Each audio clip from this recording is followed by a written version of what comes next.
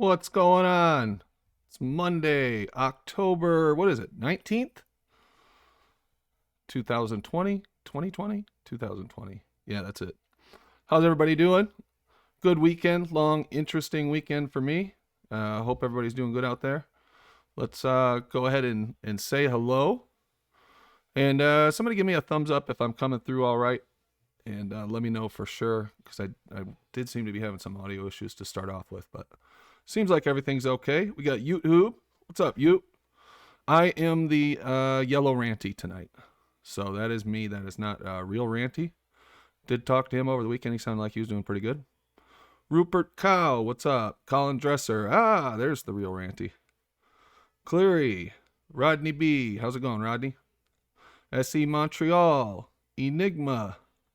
Alexander Lightwater. Page 42. Mark. Lord Dimwit Flathead. Love that name. It sounds so official. Well, I was in the Discord just previous to going live, and there was quite the discussion going on in there. Didn't seem exactly PG-13, but let's go ahead and just check in on it. You guys there? Hello, Mr. Troy. Hey, wow. Sounds pleasant in here. I was just in here listening in about 2 minutes ago. I built you guys up to the audience and said that I heard some interesting stuff in here, and then I went live and it was not a peep. Well, there's a divide between the flat. I mean, I think Coriolis effect is a real thing. Visually, we can see it happening. We know when it's happening because of the spinning and not spinning areas. And you know, there's people that are against It's a real visual effect. It's sort of playing with words. It's a pseudo effect, and it's not even really a force, and it never has been a force. And to throw in the word real helps to confuse the issue. If it's left dangling, it's a real what? A real force, or a real visual effect, or a real what? Well, before we go any further with that, because English, I know you guys can talk about this for a while, and I do want to hear more about this. Let me just say hello to everybody in the Discord. F Evangelist is on mute right now, but he is in the Discord. Jeremy, Jimbo, Real Ranty. What's up, Ranty? And myself so far. Hey, how's it going, man? Hey, it's going all right. It's going all right. The bruise came out today. I didn't think I was going to get any bruises today. It's been a week since the op, and yeah, they all came out today. I woke up, I felt like I'd been punched about 1 million times in the stomach.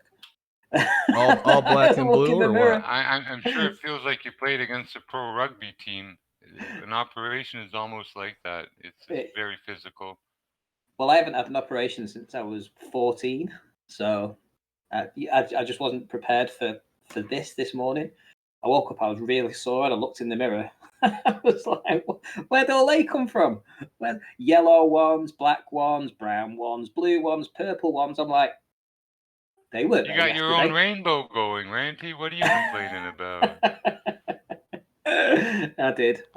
It's quite the shock to wake up to. It was. But on the mend, at least you get to wake up. Yeah, I suppose that's positive, isn't it? Unless you don't want to wake up, Jimbo. Boy, you guys are getting deep already. Well, I forget, earlier today someone was mentioning, I forget where, that memory was stored in your appendix, you know? Oh, so I had my appendix. Yeah, I had my appendix out when I was 14. That explains my bad memory then. Well, you should have kept it. Like I was saying, well, I just want to get rid of some memories, so take out, you know, from 1984 to 1987, my first wife, and, you know. I didn't have a choice. Sections of my appendix that have the memories I don't want no more. I didn't have a choice with the appendix. My sister, we were young, we were kids, and I was just chilling out on the couch like you do, and she was being a little rat jumping around everywhere, and she ended up on the windowsill and decided to jump on me. And when she landed on me, feet first, she actually popped my appendix.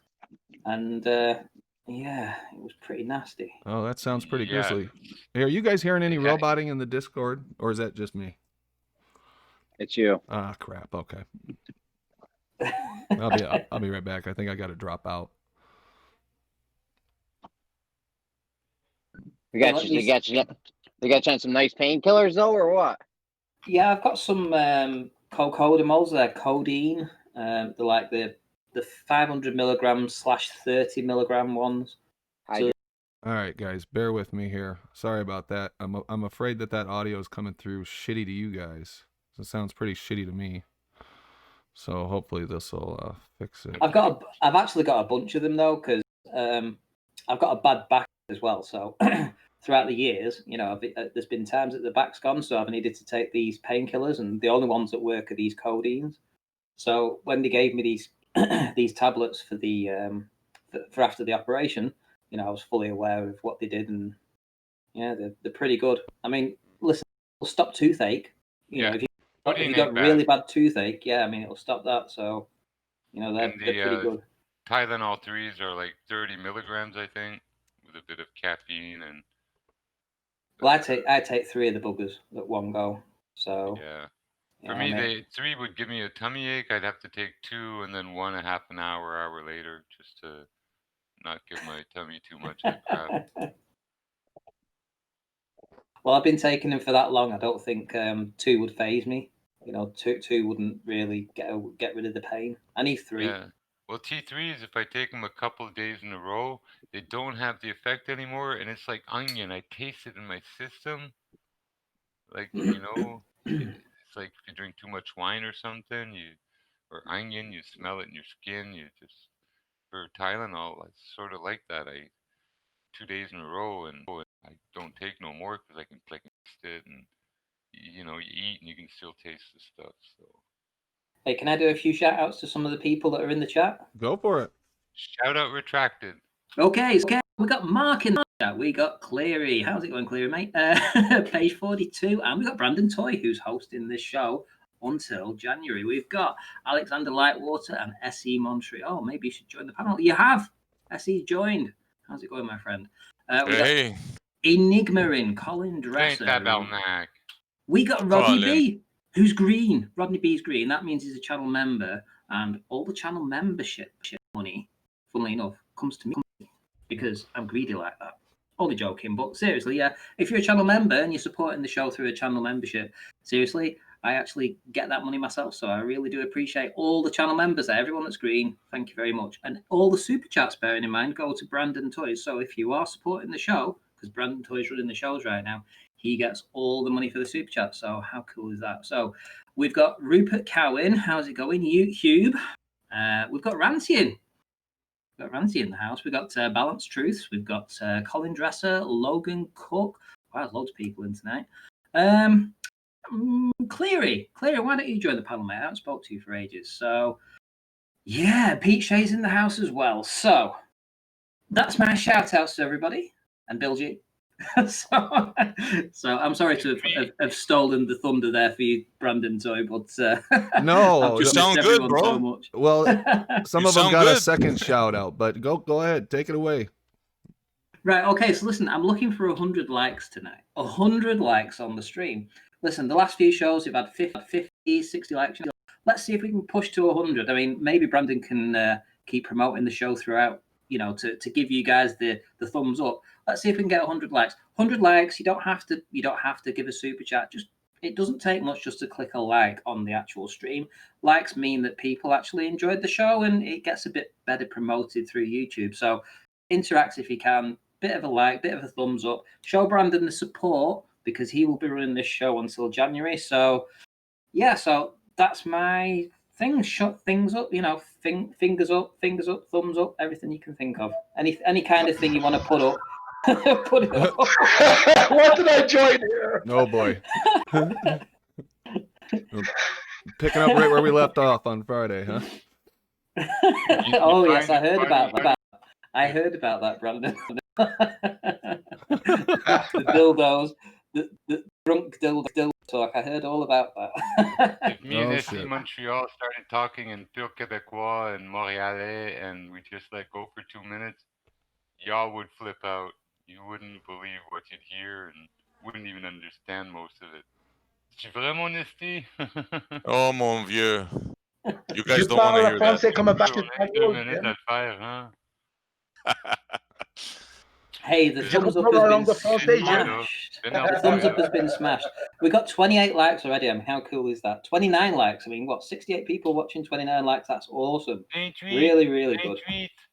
I actually went on and liked it. I usually don't even mess with YouTube, but not bad considering we start off in the whole 10, so it's not too bad.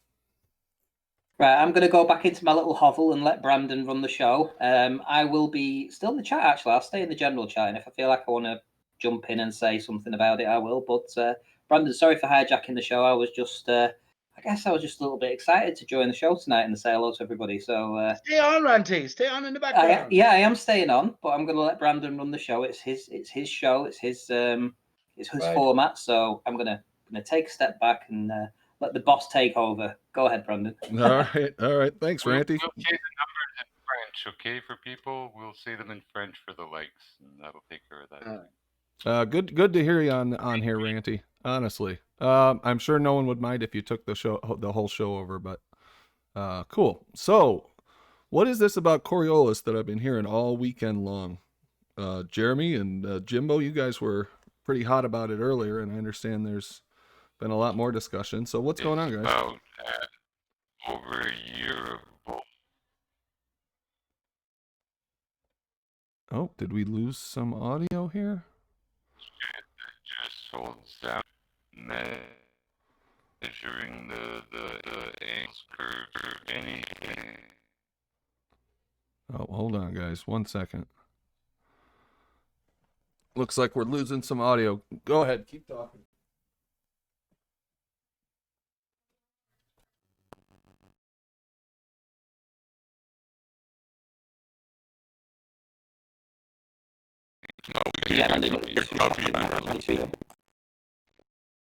yeah, well, yeah,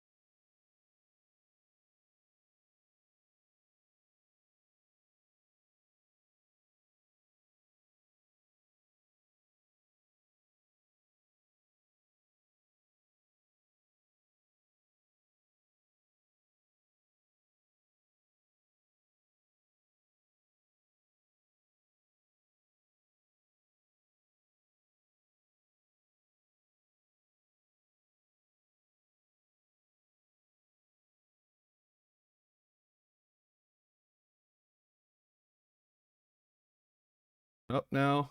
Don't exactly know what happened, but it looks like the stream is running. And boy, this is not a good start to the week. And here we go. Here comes Discord.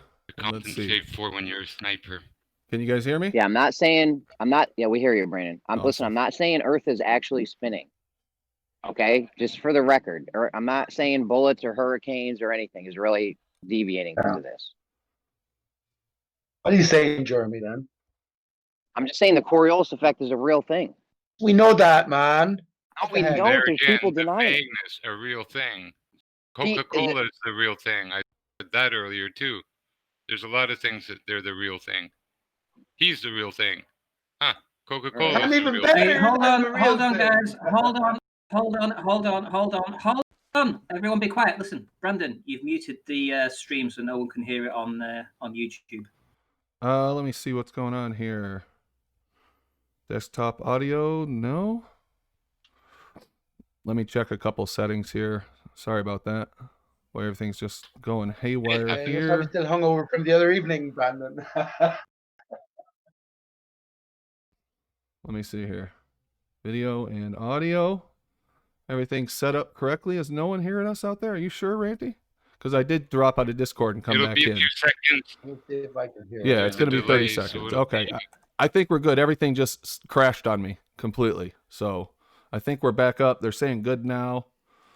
There we go. Okay. And I believe they can hear you guys again. So go ahead. Jimbo, what you were saying? Well, there's another one wants to bring in some late, recent stuff, so maybe we let him talk there for a second there. Who's that? Bring in some recent stuff. Sorry.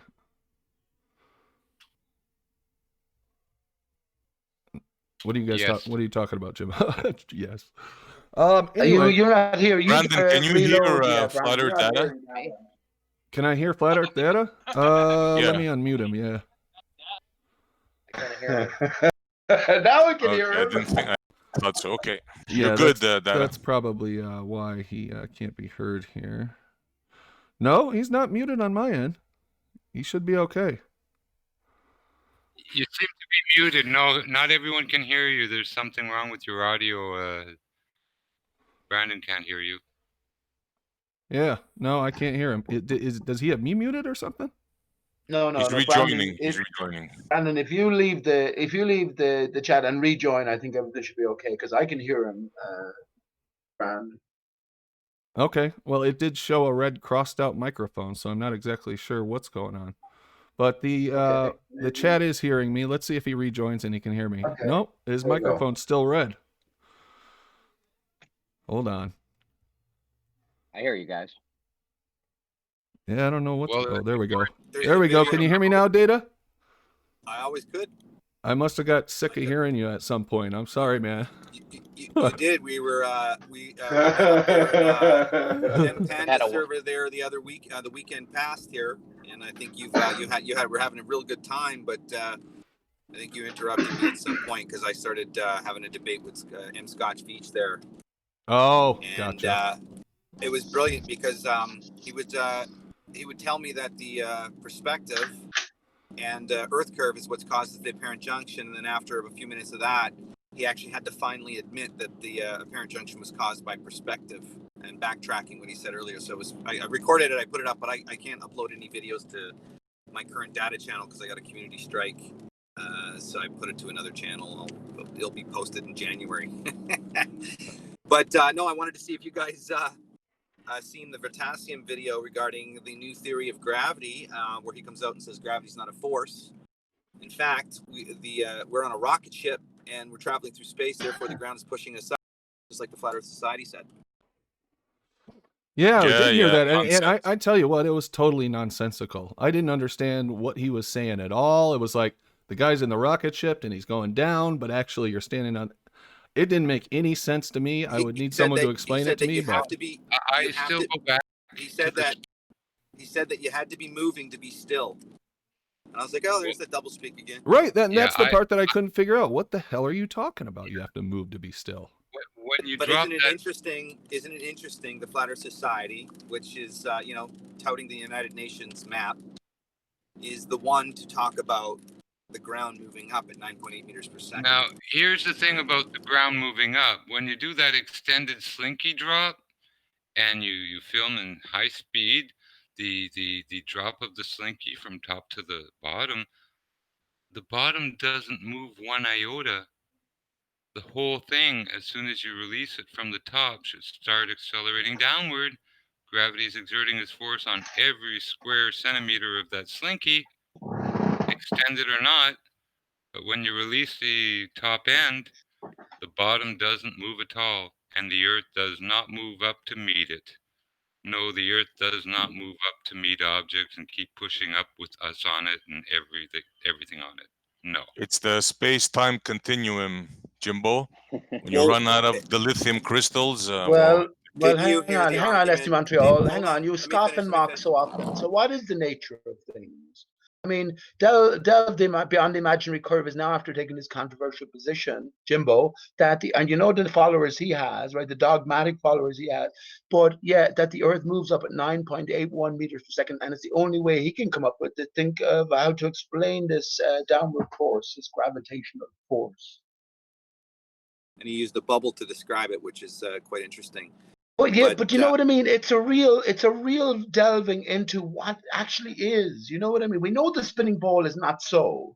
And S.C. Montreal keeps mocking and scoffing at any suggestions, but he won't offer anything himself to say what the nature of things is. How deep is the Earth, S.C. Montreal? I made a joke there, Pete. No, but you always do that when it comes to what might be.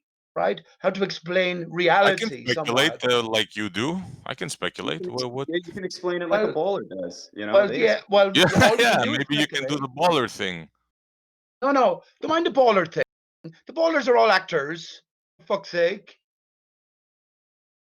What is beneath the earth then, S.E. Montreux? Are you just happy knowing what isn't and then stick there? Pete, you kind of derailed No, an I can interesting speculate just conversation like about an this Sorry about video, that. though. I know, I understand, but we were trying to get. Okay, I'm sorry. I'll go on. Yeah, okay. I'm sorry. I didn't. Fine, it's give a fine, Pete. chance But to what get- did he mean?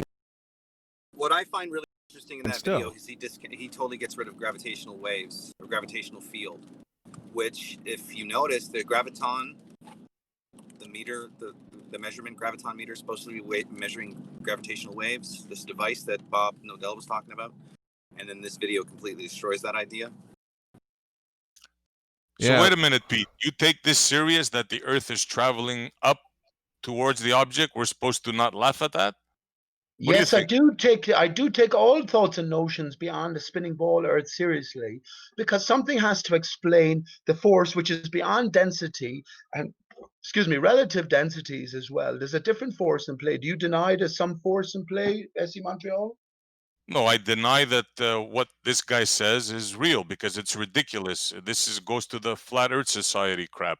So you're tell us what buying is into real, and that? what do you know about the Flat Earth Society? Have you ever been to the Flat Earth Society? Listen, Pete. The I asked you Flat a Earth question, Society man. says that the Earth travels Excuse upwards. me, That's I've how been to the gravity- Flat Earth Society in 2011, and I went over to look at what was going on, and it's just a series of threads, right, where you have a few different contributors. There's no general point of view, but I know what the thought process is behind it, and it's a very reasonable one, man. No, it's not. The Earth Then why doesn't not travel then? upwards to meet when something falls. What are you talking about? That's ridiculous. Exactly, 100% Look, ridiculous. it's about explaining reality. Do you? It's let me not just ask Flat Earth reality. data. That's Their the whole Hang on, point. reality, please. their reality. Let me just say Pete, this. Let me say this. Their SE reality Montreal, hang on, geodesics. Data. Their reality Hang on, is please, Data. geodesics, Let me which say is this. straight SE lines, Montreal, I know you're the Okay. Nathan Oakley crew. Data, hang on, please. But Flat that's Earth, their reality, SE Montreal. I know you're part of the Nathan Oakley crew sort of mindset, which is. You hear that, guys? I'm Let me part of the finish. on, guys. Let me finish, and you can contradict me if I'm wrong. You're delusional, that man. relative They think you're density, chocolate filling. relative densities explain our reality. Is that your position, SE Montreal? There's no need for gravity. We're not talking about that. What we're talking about Oh, is you your laugh. You delusional hang on, belief. please. So No, let me ask you a don't try to question, turn this on me, my friend. Pete, let me I Your ask you a posed delusional question. a belief think that trees we're are moving upwards. I just think Can we have a Pete, reasonable I think conversation here, without please? going Can't- further in a fight and Pete's baiting people, is that what you think? And the leading No. on thing, let's go take a look at the slinky drop and see if the Earth moves Right. up to meet it. I don't think it's true, Jim. That's Well, the no, I point. don't care. I asking want to SE see the Montreal. slinky drop. It's not public. It's public domain. And let's know everyone that. take a look at the slinky drop. All right, hold on. Do you have I a link to it, Slinky drop. Jimbo? I I've posted seen it, it. Jim. I posted it in the Flat Earth News channel there. It's public Seen it, domain. Jim. You can. And you well, talk as some if- people as if it's haven't. fully Think of explained. others, will you? You selfish All right, leprechaun. hold on. Whose Listen channel to is that. this I'm on, just smoking, Jimbo? right? Pete, hold I on. don't know. I'll go Vertasium? find something that says what do you call it? Public I think it's domain or Vertasium. whatever. Yeah, I don't want to for- get for- Randy a for strike. cesium. Yeah, let me go find one for sure Okay. that says public whatever. All right. So anyway, what are you trying to say about the Flat Earth Society, though, Pete? Are you saying that it's maligned? Are we wrong to say Right. that the Flat Earth Society are shills, or what? What is your opinion on Of that? course you are, because the whole of the fucking flat earth leaders are all put in place as well. So I asked SE Montreal, did he go over to Flat Earth Society forums and look into something about what they had to say? And he just then guffawed and laughed at me. And I got no answers. And then Jim comes in calling me a leprechaun. You little bollocks. He wouldn't do that in real life. But anyway, Brandon. This You know what? when It'd it be comes to really reality- nice to have one conversation with you two where you didn't attack each other and try to bait each Yeah, other. but you heard him be calling me a leprechaun only because I wanted to get answers out of SE Montreal. You're trying to He's- get speculation. You're not getting answers. You hold on. Let me just like every single day, you just come in here and go, what do you think? What do you think? What do This you is a think? conversation, you little I'm not shithead. done. Shut your mouth. Let me finish. All Shut your you mouth, do, man. This has Let me nothing to do finish. with you. Yeah, now A he's got simple to question I asked, Okay, Brandon, yeah, and I you're couldn't get an asking answer. Slow down. We can't hear you. He asked because he's talking. because he's talking over me. I No, didn't stop you talking. interrupted me, You're man. So just shut your talking. mouth right to hand. Let me speak. Brandon You asked me a keep- question. Oh my God. Brandon, I got Dude, 5 I fucking was words talking- out. Hold This is on, what hold he does, bro. on. This is all he does. He just babbles, bro. Fuck. I'm trying to have a Got coherent. 5 words out, and this cunt interrupts me, and then words calls out me and all this started sort of talking. stuff. Pete, For fuck's so sake. Pete has a good point though, and he always wants to address it. So maybe we have a show about that one day, Brandon. Is Look, the idea can I- that YouTube is a DARPA-based program? This is all about a psychological psyop to bring forth a new change to society, and they're using flat Earth as a button on the ripped seam, if you will. Let's not go there for the moment. Brandon, let me ask this question. On the panel here, what is there? 5 or 6, 7 or 8 members, right? Or contributors, right? Now, when it comes to flat Earth, because we've moved away from the spinning ball, it seems to be 2 sides, right? There's the gravity or some sort of force in play, prevailing force in play, or all those who put it down to density and buoyancy. I don't want to say Anthony Riley as well, because Mark Doxey will be in calling him a cunt as well. But Brandon, let me ask you particularly, do you fall under any of those categories? Do you entertain that there is some other force in play as opposed to relative density? Here's what I say. Objects order themselves on the top of their Earth according to their density. There is a downward vector to the Earth. Right. Can I say this real quick? Hold on, let me just say this. Excellent, I agree. Let me get this out.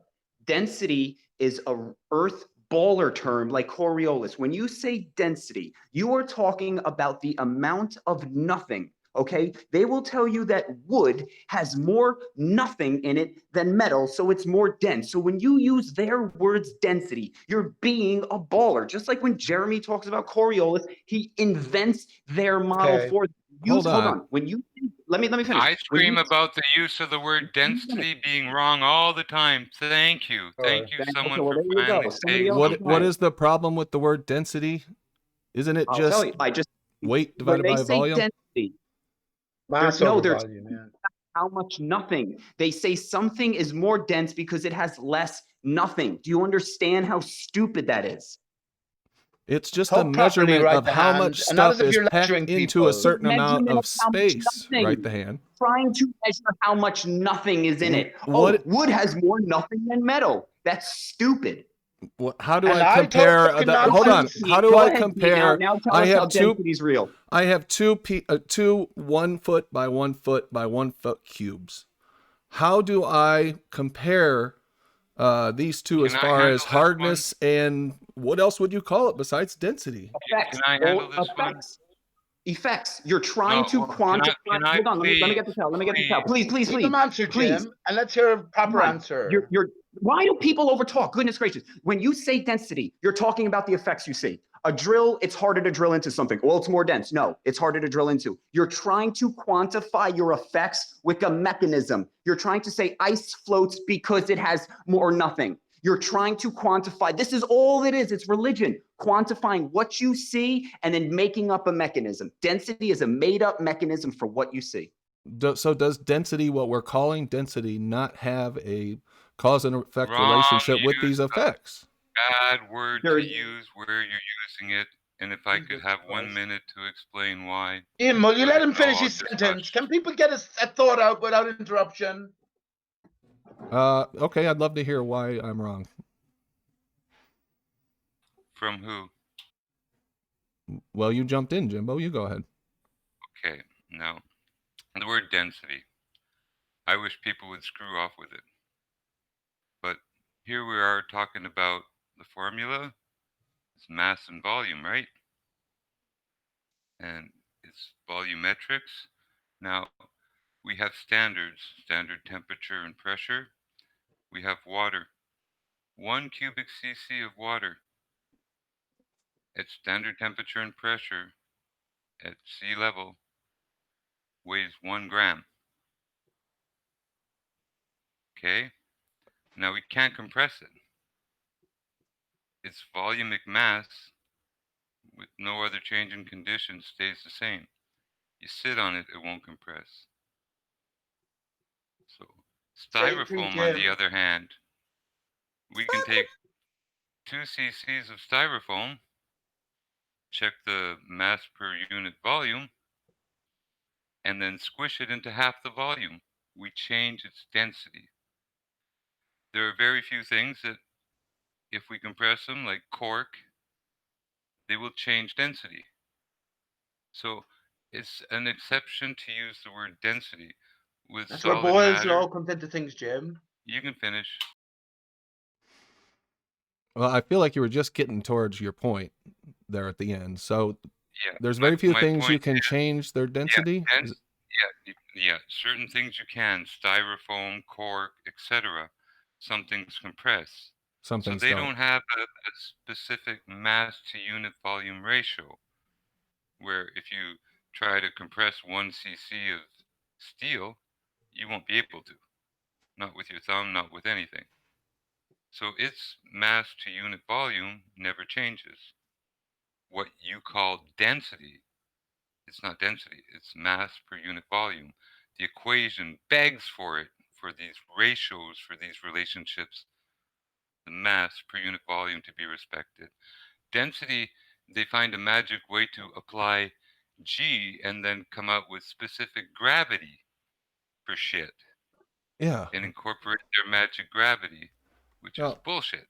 no, I Let me- agree let me with you 100% then. It is defined within the framework that they've established. I understand what you're saying Yeah. there.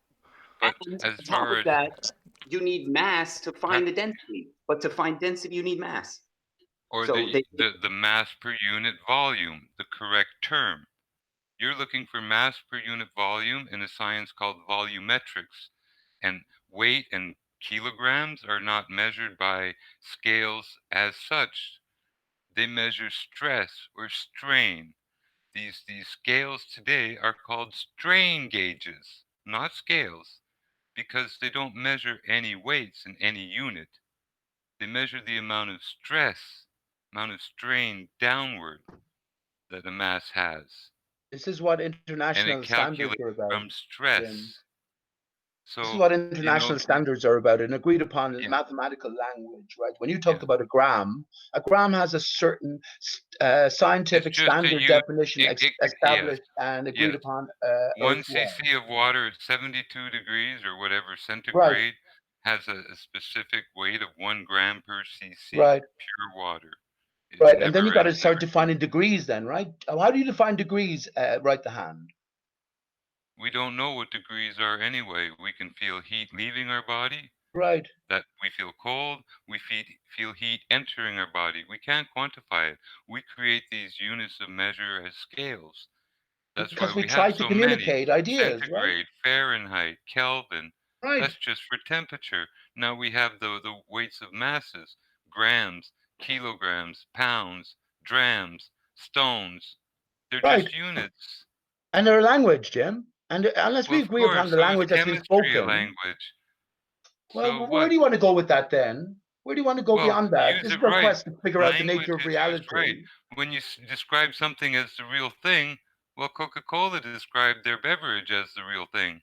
So you're not going to sell me Coriolis by calling it's a real thing and saying, everybody get on board with me here. What are you talking Why about, are we Jim? talking about Coriolis now?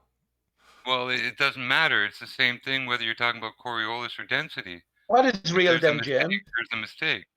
What is real? Do you hold that this density per or mass per volume relationship, Jim? This is the only prevalent.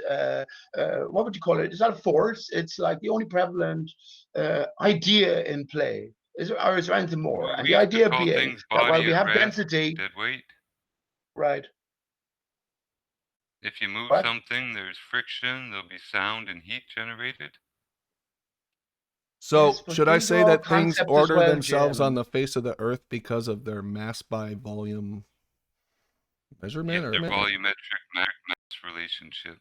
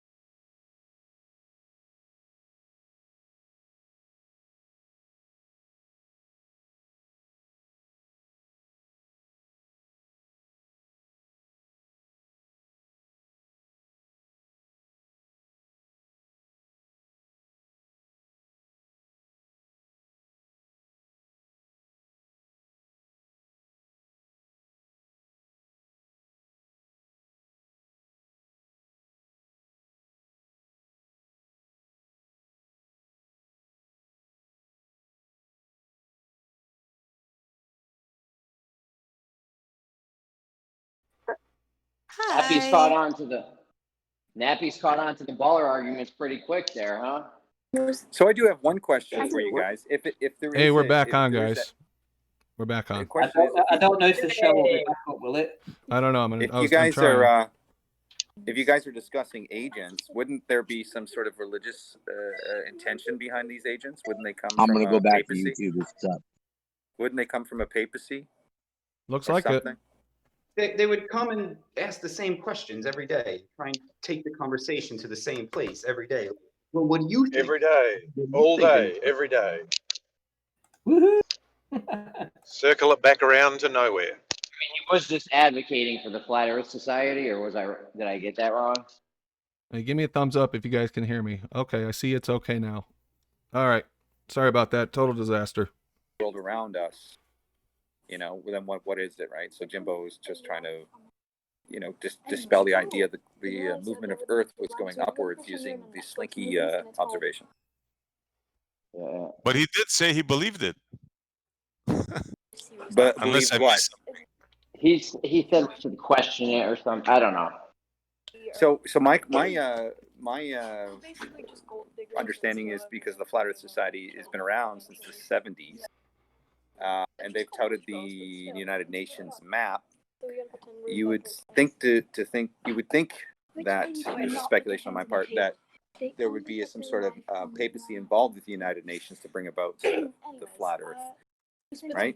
But you'd still have two paradigms involved here, or two parties involved, right? Hey, we've got an open mic. Is that Flat Earth Data? There we go. Yeah, cool. Oh, Let me know if I ever make a lot of background noise, and I'll go on mute.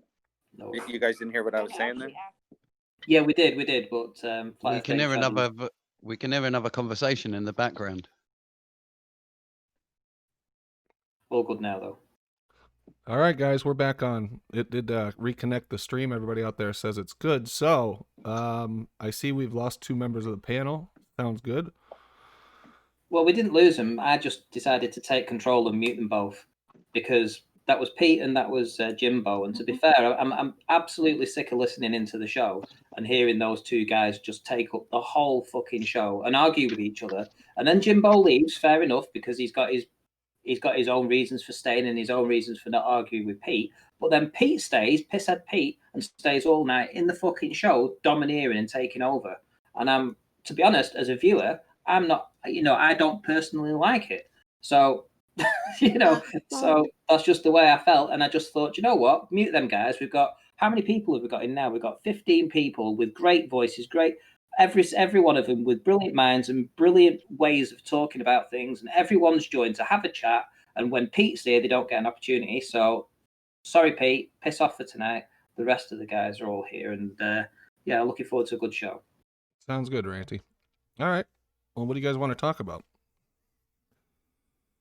You were going to put that video, Vertasium, talking about the gravity not a force. I don't think I can put that one up because that's a big channel, but you will get striked. Yeah, I don't want to take that chance, obviously. Isn't it kind of funny? It's taken 5 years of hearing it on Nathan Oakley and Quantum Racer, about 3 years of gravity not being a force, and then finally mainstream science comes out and then backs up the Flat Earth Society. I just burst out laughing when I saw it. Yeah. Well, that was interesting, and then Ranty's right, because it went off in 3 different directions and couldn't hold one single thread. So, right the hand, you got stepped on by Pete and Jimbo at one point. What was your problem with using the word density? It invokes the atom and their atomic model. And you said something about there being nothing contained within a certain amount of stuff. Because in the atomic model, there's nothing in between the electron and the proton. So when you start making objects out of electron and proton strands, you're going to have these long, or these spaces of nothing. Now, those spaces of nothing, which can't exist because nothing can exist, if there's more nothing, right? If there's more nothing, it's less dense. If there's less nothing, it's more dense. That's baller dumb stuff. Yeah, but what do you mean by nothing? Because I think of it as how much, I don't know, air, I guess, like styrofoam example. Well, yeah, I'm okay with you, but to say that you have the electrons and then you pack them tighter together, that just says there was room, right? Which is nothing. So there has to be something in between those electrons, or you need a new model. So I don't like density. Also, to figure out density mathematically, you need to know the mass. But to know the mass, you need to know the density. Okay, so it creates a conundrum which you cannot figure out. And it'll get down to, they'll just tell you that the mass is weight, but weight changes, density doesn't. So you cannot find an unchanging number to apply density to. So it's a concept. You said there's no way to get the density without the mass, and no way to get the mass without the density. So it's like It's a ring around the rosy. Look at the formula. Density equals mass over volume. Okay, let's find the mass. What's the formula for mass? Density and volume. But they got the numbers but how do somewhere. No, bro, it's a round robin. You chase your tail. To find mass, you need the density. To find the density, you need the mass. So, and mass is matter, which is weight, which changes. So you're always going to get a different number. I looked into this years ago, and I had your argument, and I think that there was other ways to get density or mass or something. Then what is it? I don't know. I'd have to look into it. I haven't checked it in years. Then it doesn't exist. Then it doesn't your exist. Shit was, I was using your argument before, and I got shot down. Somebody showed me different. Reload and find out what they shot it down with, because you don't have it right now. So if it was that good, it would have stuck with you. So all you're telling me is, I know you're wrong, I just don't know how. So when you figure out how I'm wrong, then hold on. When you figure out how I'm wrong, you can write it down on a little piece of paper, come on back, and I'll be ready for you. All right.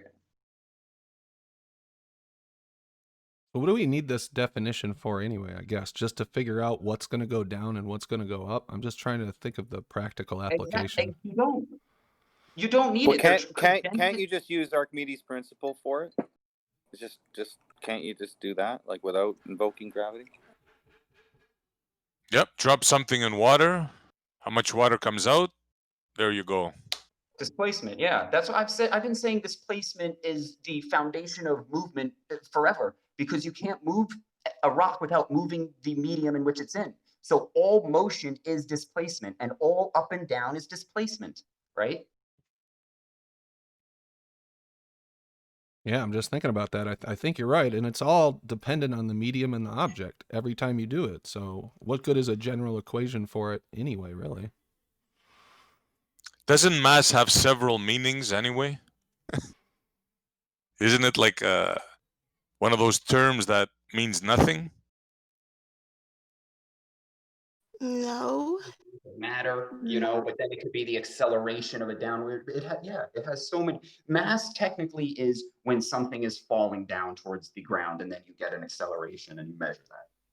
All right, here's how you find the mass without knowing the density. Divide the weight in newtons by the acceleration of gravity on Earth to get the mass. And there's your problem. Shit about density.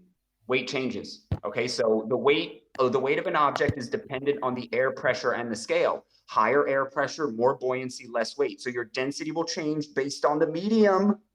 Do you not understand this, Jeremy? Come on. You can measure things in a vacuum, you idiot. You can measure the weight of something in a vacuum. You can also have other means of measuring mass without using its weight. You can see what force you have to... Where did you get the vacuum from? What's the definition of mass, Rumpus? This is where this ends. This is where intelligent conversation ends, when Rumpus gets into it. I'm just letting you don't like science. I know you're a science. Let him define mass first. Define mass, Rumpus. Right, mass is a quantified version of inertia. That is, if you accelerate something with a force, and you divide by the acceleration, that gives you the mass. So if you accelerate something with a force, you see how it responds with acceleration. So if you're in space, for instance, and gravity's not a force, Rumpus. It is in our 3D world. So for instance, if gravity's not a force, Rumpus. It is in our 3D world. Its origins are four-dimensional, but there's no gravity. There's no its gravity field wave. manifestation let in him this finish. 3D Let's hear what he has to say. is as a force. Right, so let's get the definition of mass again.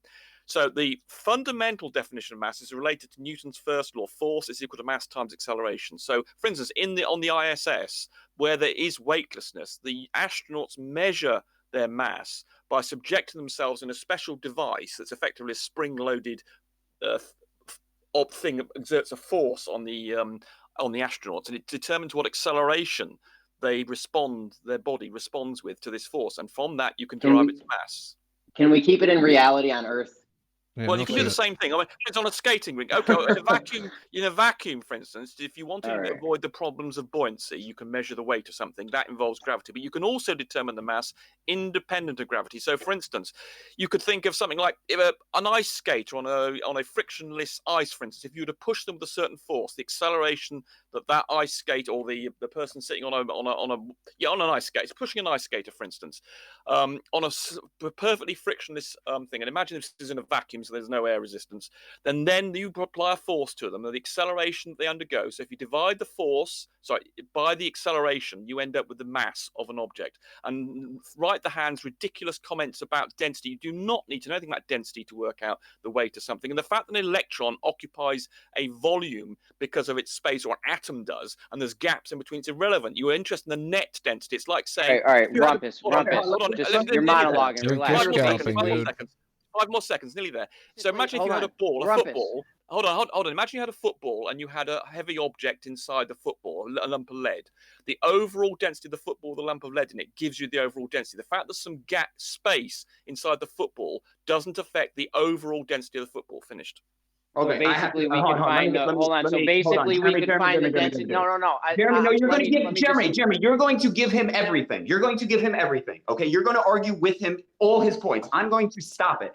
Now, when he says, hold on. When he says we measured acceleration and a force, he's wrong. We didn't measure acceleration. We didn't measure a force. We measured an object moving. Oh my God! You don't know. You don't know what acceleration is, do you? You're ignorant of science. You're so ignorant of the equations of motion. You don't even know what acceleration is. Tell me what acceleration is. Right the hand. Tell me what acceleration is. Definition of acceleration, please. Don't interrupt me. Let me speak. Acceleration is a conceptual term that you use to describe. Hang on, I'm not done. Okay, no, be quiet, Rumpus. You can control yourself. Acceleration is a conceptual term we use to quantify the movement of an actual object. So when you say acceleration and force, you are doing nothing but invoking concepts in your head to describe with words the tangible motion of an object. You don't understand all the convention, and we use them all the time. All the convention who doesn't understand the motion. That's all you get. You don't understand. A 13-year-old understands what acceleration. They can give you the formula for it. This guy who's lecturing you, and you're sort of believing explain it instead of personal. Hold on. He doesn't even understand the basic equations of motion that a 13-year-old understands, and you're giving him airtime. Listen to think what you're the last one who should be complaining about giving people airtime, Rumpus. The guy who doesn't understand just physics. Explain it then, Rumpus. Don't just go on. Exposing the fact you're listening to a guy who doesn't understand the physical you're just about to shut him down with the explanation. This is a guy who doesn't understand how to work out the acceleration of something, and you're listening to him. The guy is a retard. Fourth time you said it, Rumpus. Yeah, well, don't you attack his person. Attack the argument. He cannot give you a formula. I'm attacking the fact he doesn't understand what acceleration is. He's lecturing you about displacement and what force is, and he doesn't understand. What is he wrong about, Rumpus? Just get to the point. If you don't understand what acceleration is, you don't understand what force is. This guy doesn't understand either. What doesn't he understand, Rumpus? He doesn't understand the formula for acceleration. With that, you do not understand the concept of force. Now let him respond. The guy. So force is a concept. All things are concepts when we put them into... No. Oh, okay, hold on. So a rock that I can hold, a physical object that I can touch and interact with is a concept? You don't touch it. I don't touch a physical object. No, you don't. You do not actually touch the electrons. Okay, that's the end of the conversation with Rumpus. You shouldn't be in here. You don't touch objects, apparently. Right, that's it. Do you not understand the electromagnetic forces involved in touching an object, as you put it? You never an atom, hold on, an atom, the atoms do not actually touch. They're repelled by the electromagnetic forces or the electrostatic forces. So there's no come back with proof of that, and then we there's can no continue. actual contact between the atoms. There's a force in between them. You don't understand because you don't understand what a force is. You don't understand what acceleration is. And this guy can't even give you the 13-year-old If you tell someone that they don't understand, again, I'm gonna barf, dude. Just say what your argument is. Give me the definition of acceleration. That's all you said. You've said it 10 times tonight already. Yeah, but he hasn't given you the definition of acceleration, has you? I've demonstrated he doesn't understand a single thing about this subject. Rumpus, Get him to give me the definition of acceleration. Get him to give me the definition of acceleration, and he can't.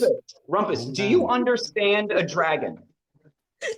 This is irrelevant. I've asked you about acceleration. You're dodging it. Wait. Dodging acceleration. You're trying to change the subject onto an ambiguous, nebulous subject. Rumpus, please don't interrupt me. It's very well defined what acceleration is, and you don't understand. You have to let him speak. You have to let him speak. You have to let him speak. Go ahead, right the hand. Okay. Do you understand what, if I said dragon, do you understand what a dragon is?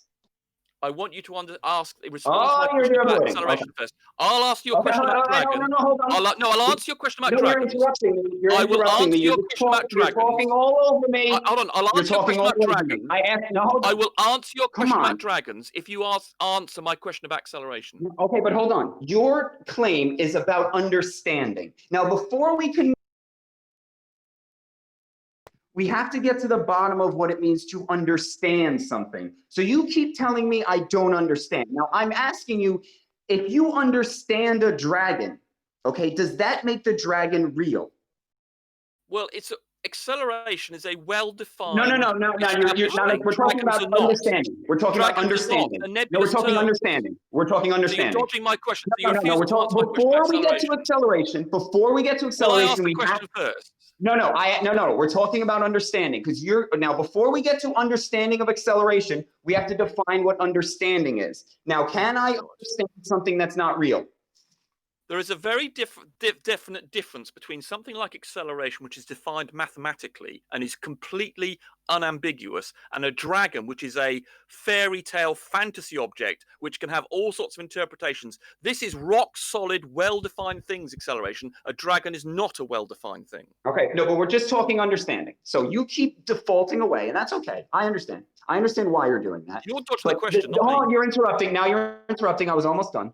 Now, so before we figure out how and what understanding acceleration means or understanding a dragon, right? We can't just say, well, you can't understand a dragon, but you can understand acceleration. No, we need to have a hard, concrete term for what understand means, okay? Because if you're going to tell me I don't understand, but understand is like believe, well, yeah, I wouldn't believe in your bullshit, but understand. Now, what does, without bringing up anything except a definition of understand, tell the audience what understand means so they can know what I am incapable of. Well, you don't understand the definition. No, you have to define understanding. Don't tell me what I can't do. Define understanding. Why would you need to define understanding? We don't know what understanding is. Well, because he just explained why he needs to define it. Pay attention. Does he need a black knight? Does Rumpus need a black knight? He can define understanding. It's okay. I mean, just you're about to find out you understand. What you're about to find out is that your entire model is an understanding of a story, which is just accepting a story. You accepted a story that you were told, and then instead of you believe it, you say you understand it. That you just replaced. All you did was replace "I believe it" with "I understand it." That's all. We can test it and demonstrate it. You can't test your understanding. No, you don't test an understanding. We can test whether or not acceleration is a real thing. And you drop a rock. We can use formulas. So dropping an object is not testing for acceleration. I can tell you how long an object will take to drop because I understand what acceleration is. You can't because you don't understand what acceleration is. I can undergo real-world tests and give you real-world answers that can be tested and validated. I'm still waiting for that definition of... Okay, you have not defined understand. Okay, hold on. Let me finish. Okay, how about this then? Let me finish. No, I'm nearly there. I was nearly there. I'll give you a definition. No, I was nearly there. I was nearly there. I was almost done. You interrupted me. I was nearly there and you interrupted. Be civil, Rumpus. I don't want to have to treat you like a child. If I'm talking, just shut your little mouth. Well, you interrupted me, you little twat. No. I'm still talking, and you started talking. Now you're talking again. I'll leave a gap for you. Go ahead. Just mute him. You just got to mute him. You just have to mute when other people are talking. Come on, guys. One at a time. Come on. Just let me talk, Rumpus, for the love of holy cow. Go ahead, Right Hand. Okay, so we need a clear understanding, definition of understand. So don't talk about anything else. If you talk about anything else, accept the definition of understanding, we know you're just bullshitting everybody. Well, you're dodging my... I was the one who asked the question about acceleration, but let's get on to understanding then. To understand something means that you can use whatever... If you understand how something works and that is actually something in the real world, we can do something like science and you can make a prediction. If you say, for instance, you understand acceleration, you can say, well, I will test this in the real world, my understanding of acceleration. I'll make predictions with my understanding of acceleration, and then I'll test them. And if I'm right, then I understand what acceleration is, and I use it correctly in science and logic and maths, etc. That's what understanding but you could only test understanding because you could understand something. Hold on, you're interrupting me. You could understand fairy lore if you like. You could understand the words, what they mean, because you understand a language. I mean, you're getting into just metaphysical drivel because you don't want to discuss the subject of acceleration in science because you are a science denier. You want to avoid the subject of science because you can't. You're interrupting me. You're interrupting me. You're talking about me. You're interrupting me. You're interrupting me. You're interrupting me. You're interrupting me. You're interrupting me. You're interrupting. I'm nearly there. You're interrupting me. You're interrupting me. You're interrupting me. I was in All right, come on. I can't hear either of you guys. What you want, Randy? I would like to finish my sentence. I would like to finish my sentence. I'm nearly there. I'm nearly there. Look at how he's a robot. You got to mute him, Brandon. He's a robot. He's just repeating himself. You got to mute. Bro, he's got to get. You got to mute Rumpus. He's out of control, bro. Dude, he never defined understand. Never. Right, he just told me that he understands. Right the hand. Objects move. It's irrelevant. Like no, the word when he says understand, he means hold on, Matthew. When he says understand, slow down. You'll each get enough time to talk. Just slow down, please. This is the problem with saying understand, okay? When he didn't define understand because he couldn't. Because once you define it, understand as, what is he going to say? Oh, you can use what you know? What the fuck is that? That's not a definition. He's just replacing believe. He believes, but he says, I understand. And then when I don't believe, he'll just tell me I don't believe, but he says I don't understand. That's why he doesn't have an argument. He can't articulate what I say is wrong. All he can say is you don't believe, AKA you don't understand. That's his entire argument. Okay, let's believe. All right, yeah, great. Rumpus is an idiot. We know. Let's pretend that acceleration is a real thing. You're an idiot too, Jeremy. You believe half the thing Rumpus does. You and him agree on reference frames. Let's pretend acceleration. Well, I don't agree with the ballers on all that everything that has to do with. You agree on acceleration. You're going to make acceleration a real thing right now for them, right? Yeah. Objects move. Yep. There you go. Make that real. Objects move through the atmosphere in different ways, and we have names for the different ways they move and things they do while they're moving. That's called motion. If you don't want to use those words, it's not acceleration. Motion is motion. If you're scared to use those words, then whatever. I'm not scared, bro. I'm not scared to use words. If you're going to try and tell me a word, hold on, Jeremy. If you're telling me that a moving object is more than a moving object, please explain what. I throw a baseball. The baseball is moving. What else? Force, acceleration. What else do you have? It could be going in different directions. It could be. No. Stop. Can I respond or? Hey, I've got a question. No, hold on. Let me respond to what you said. I didn't get to respond. What do you mean? Let me respond. Hold on, guys. Listen, I really need to just intersect here. There's 50 euros on the line right now. If right the hand, if you answer just one question that I ask you, so I've got to ask you a question, mate. What did you have for tea tonight? What's tea? Like drink? What did you have for dinner? Lunch? I had macaroni and cheese. Awesome, thank you. Right, okay. So thanks, Aaron. So 50 euros. Cheers. Thanks very much, mate. Cheers. Right, carry on. All right. Well, since we stopped the show for a second there, let me read a couple super chats. Rob Keene, Rumpus should not be here. Well, that came true before too long. Colin Dresser, thanks for holding down the fort. Brandon Toy, thank you, Colin. Thanks for being here. Anthony Sacante, Rumpus, will you debate Right the Hand on modern day debate? So Rumpus will have to answer that some other time. Is there a challenge out there? Right the hand. No, Anthony has just been. He got me to debate McTube, so I guess he's trying to get me back on there. I feel like if he had to go, then the other one should go too. You know because what? both of them Rumpus comes in here all the time and tells us how much we don't understand.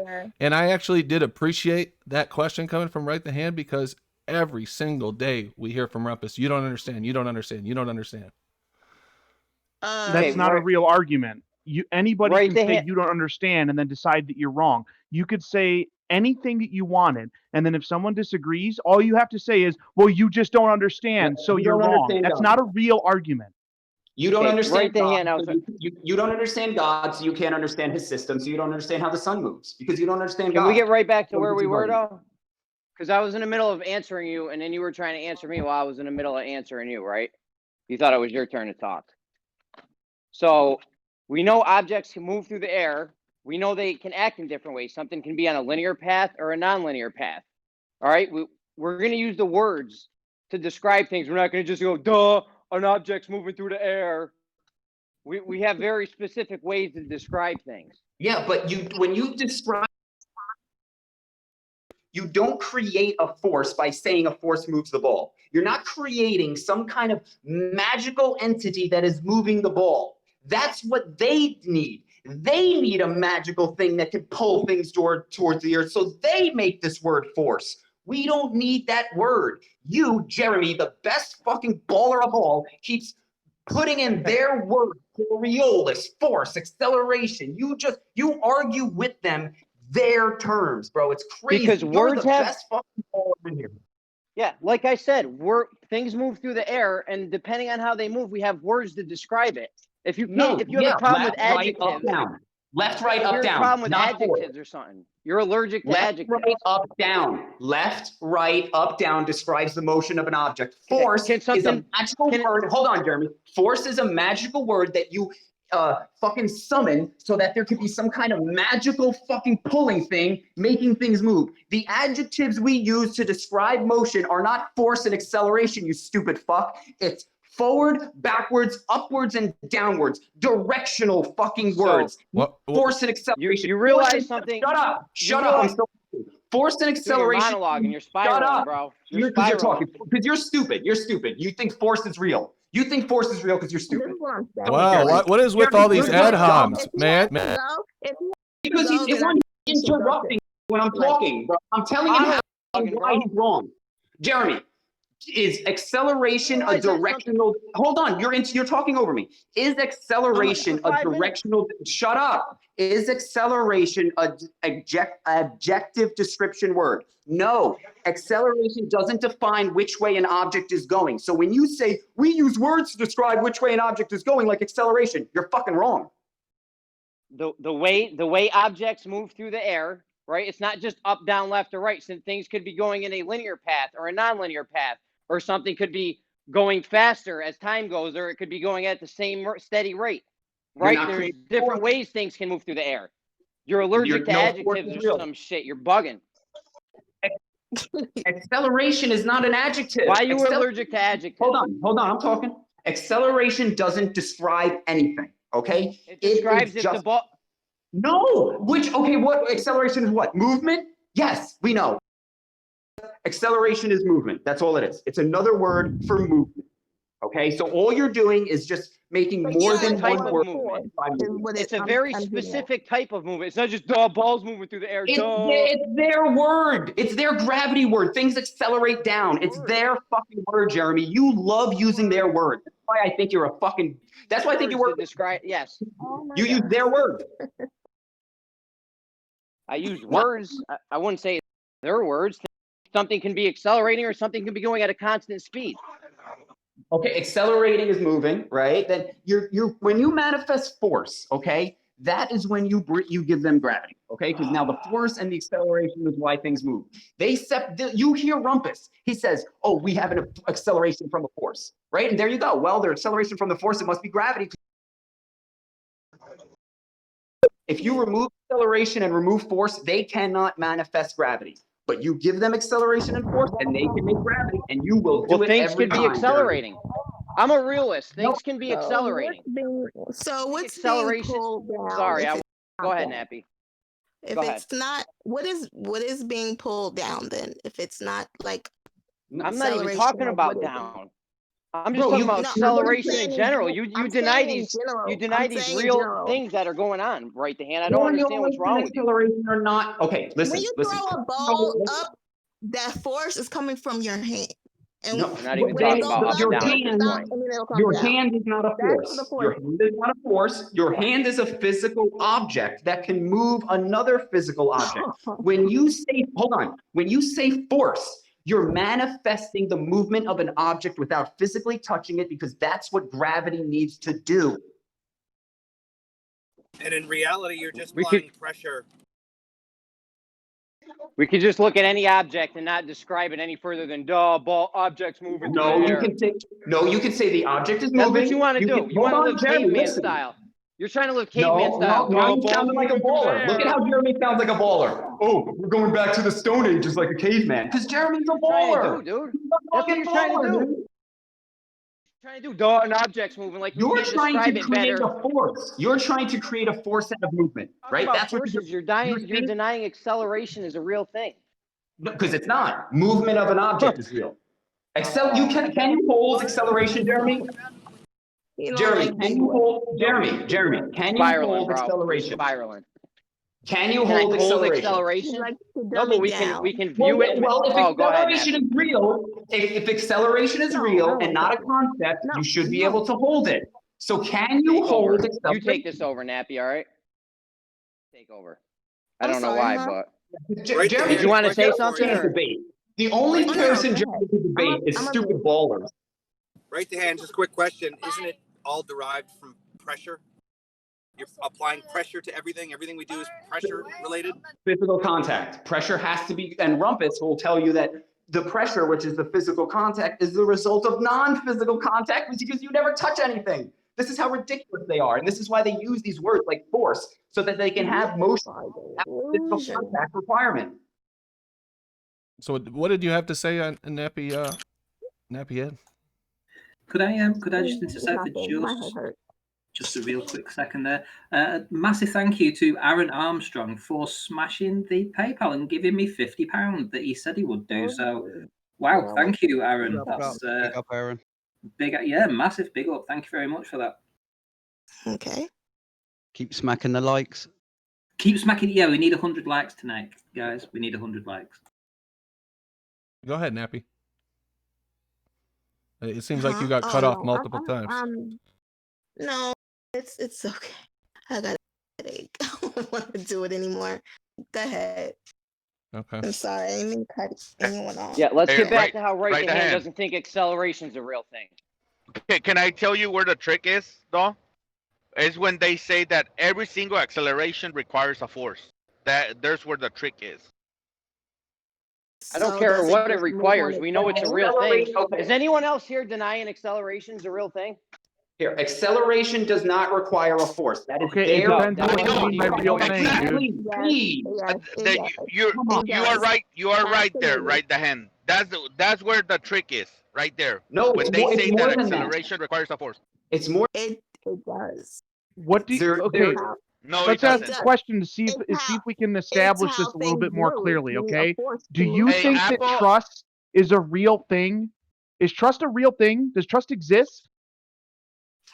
Those are two different questions. Trust is real. You can trust somebody, but it is not a real thing that you can hold in your hand. It's not an actual, it's a concept, okay? So when you ask, is it a real thing? You need to define what you're asking. Are you asking if it's a thing you can touch and observe and experience like actually physically? Or are you just asking if it's a thing you can imagine in your head or understand? There ain't no imagination about it. We can measure it, right? We can see it. We can measure it. What's the where's the imagination part? You can't see acceleration. That's incorrect. We can't measure it? You can see the result of acceleration. You can see the result of acceleration. Yeah, an object moving faster as it travels. Yeah. That's not seeing acceleration itself. You cannot see acceleration. We can measure it. Oh my God. You know how we know? Because the object's moving faster. We got words to describe the way objects move. And for some reason, right the hand's scared to use them because he thinks they're baller terms. That's not what he's saying, though. You're misunderstanding his exactly argument. what His argument is valid. His argument is nonsense. It's because It's the ballers use not. these words, we shouldn't use them. For what I understand, That's not his acceleration argument, is. okay? That I mean, at least What's his that's not argument? his. His That's argument not is his primary acceleration doesn't argument. exist. His For argument is what I acceleration doesn't exist. You want to take over where he left off? Right, it doesn't exist. It's a concept, unless you consider concepts to exist. Then it does exist. Just like So you trust. don't think Trust does you not don't think- exist unless you understand that it's a concept, and it does exist as a concept. Oh my god. Right? Ball can be accelerating through the air. Acceleration is a thing? descriptive. It's a descriptive, right? From when the object goes from a stop motion to start moving, right? That's the description of acceleration, right? Yes or no? Sounds like It's a word to describe the start of motion. Okay, it's not real. Exactly, It's not exactly. something you can hold. It's a concept like space-time. They can use space-time to describe how something falls. That doesn't mean space-time is real. You can use acceleration to describe how something moves. That doesn't mean acceleration is real. Jeremy is doing exactly what ballers do by trying to make concepts real because he's a baller too. Well, that's just not correct. First of all, I'm not a baller. All right, I don't know why you keep saying that because I want to use words, descriptive words to describe things. Because I just showed you why you're a baller, because acceleration is a conceptual term to describe the start of motion, not a real thing. And then you're going to tell me it's a real thing, not a concept, because you're a baller trying to make concept reality, Why? just like you Because make can't Coriolis. touch it, it's not real. I Because just went you over. can't, Does like, anyone touch else it. here It's think? not real. Does anyone else here think? Concepts are not real. This shouldn't be news to you. Love is not When an real. object, No. okay, when an object is gaining speed over time, you know what we call that? For it. Guess which word it is? Motion. It's called acceleration. A very specific But it's not type a of real motion. thing, It's Jeremy. called a very It's a fucking guys, word. there's a You reason understand it's it's a called word? real estate. Okay, This guy, think about Jeremy. this. There's a reason it's called real estate. It is a physical thing you can go and touch. Real estate. Okay, there's a difference between that and non-real estate. Do you understand that? There's a reason there's a differentiation between those things. Something that is real is supposed to be something you can go touch, experience physically. Concepts do not reside in that realm. Therefore, they are not real. Okay? Now, if you want to use the word colloquially, just say that and say when you say real, you mean it can exist anywhere, at least in my head. So you're saying acceleration doesn't exist either. That's not something we can. No, I did not say it doesn't exist. I'm saying it's not real. Just like things that aren't real estate are not physically touchable. I see what you're saying. You're saying you can't touch it, right? Right. When things move it does not faster, occupy physical Just space. like It is we a can't concept, touch like math. there, but you know it's there. when things gain speed over time, guess what we call that something? There's a very specific word for it. The word's real. It's called acceleration. And they use it for cars, like when you're driving. Like, right. That's the when you word hitting that the a lot of gas, people that's do the use. Which, But that doesn't mean that they have. That doesn't Can mean we they measure have something that they acceleration? can point to. Okay, Right, can we just measure it? because else they would you call understand the concept doesn't mean they have proof of reality. It means they understand the concept. Just like with math, you can say math is real, right? Because you can write it down on paper and you can do it in your head. And in that sense, math is real. But you can't point to math and say, "See, reality." It doesn't work like that. That makes no. We all know you can't touch it literally. That's like duh. Not only can you not touch it literally, you can't use it to prove reality. You can't point to math to prove reality. You have to point at reality to prove reality. Wouldn't force be another hijacking of pressure? Because if there's it appears that it is to me, because if there's a downward constant pressure force of 14.7 psi or kilopascals, whatever, I can't remember, that's a pressure that's constantly on us. When we pick up items off the ground, we're applying pressure to that item. Your muscles are constantly applying pressure. When you move through the atmosphere, you're constantly applying pressure to everything we do.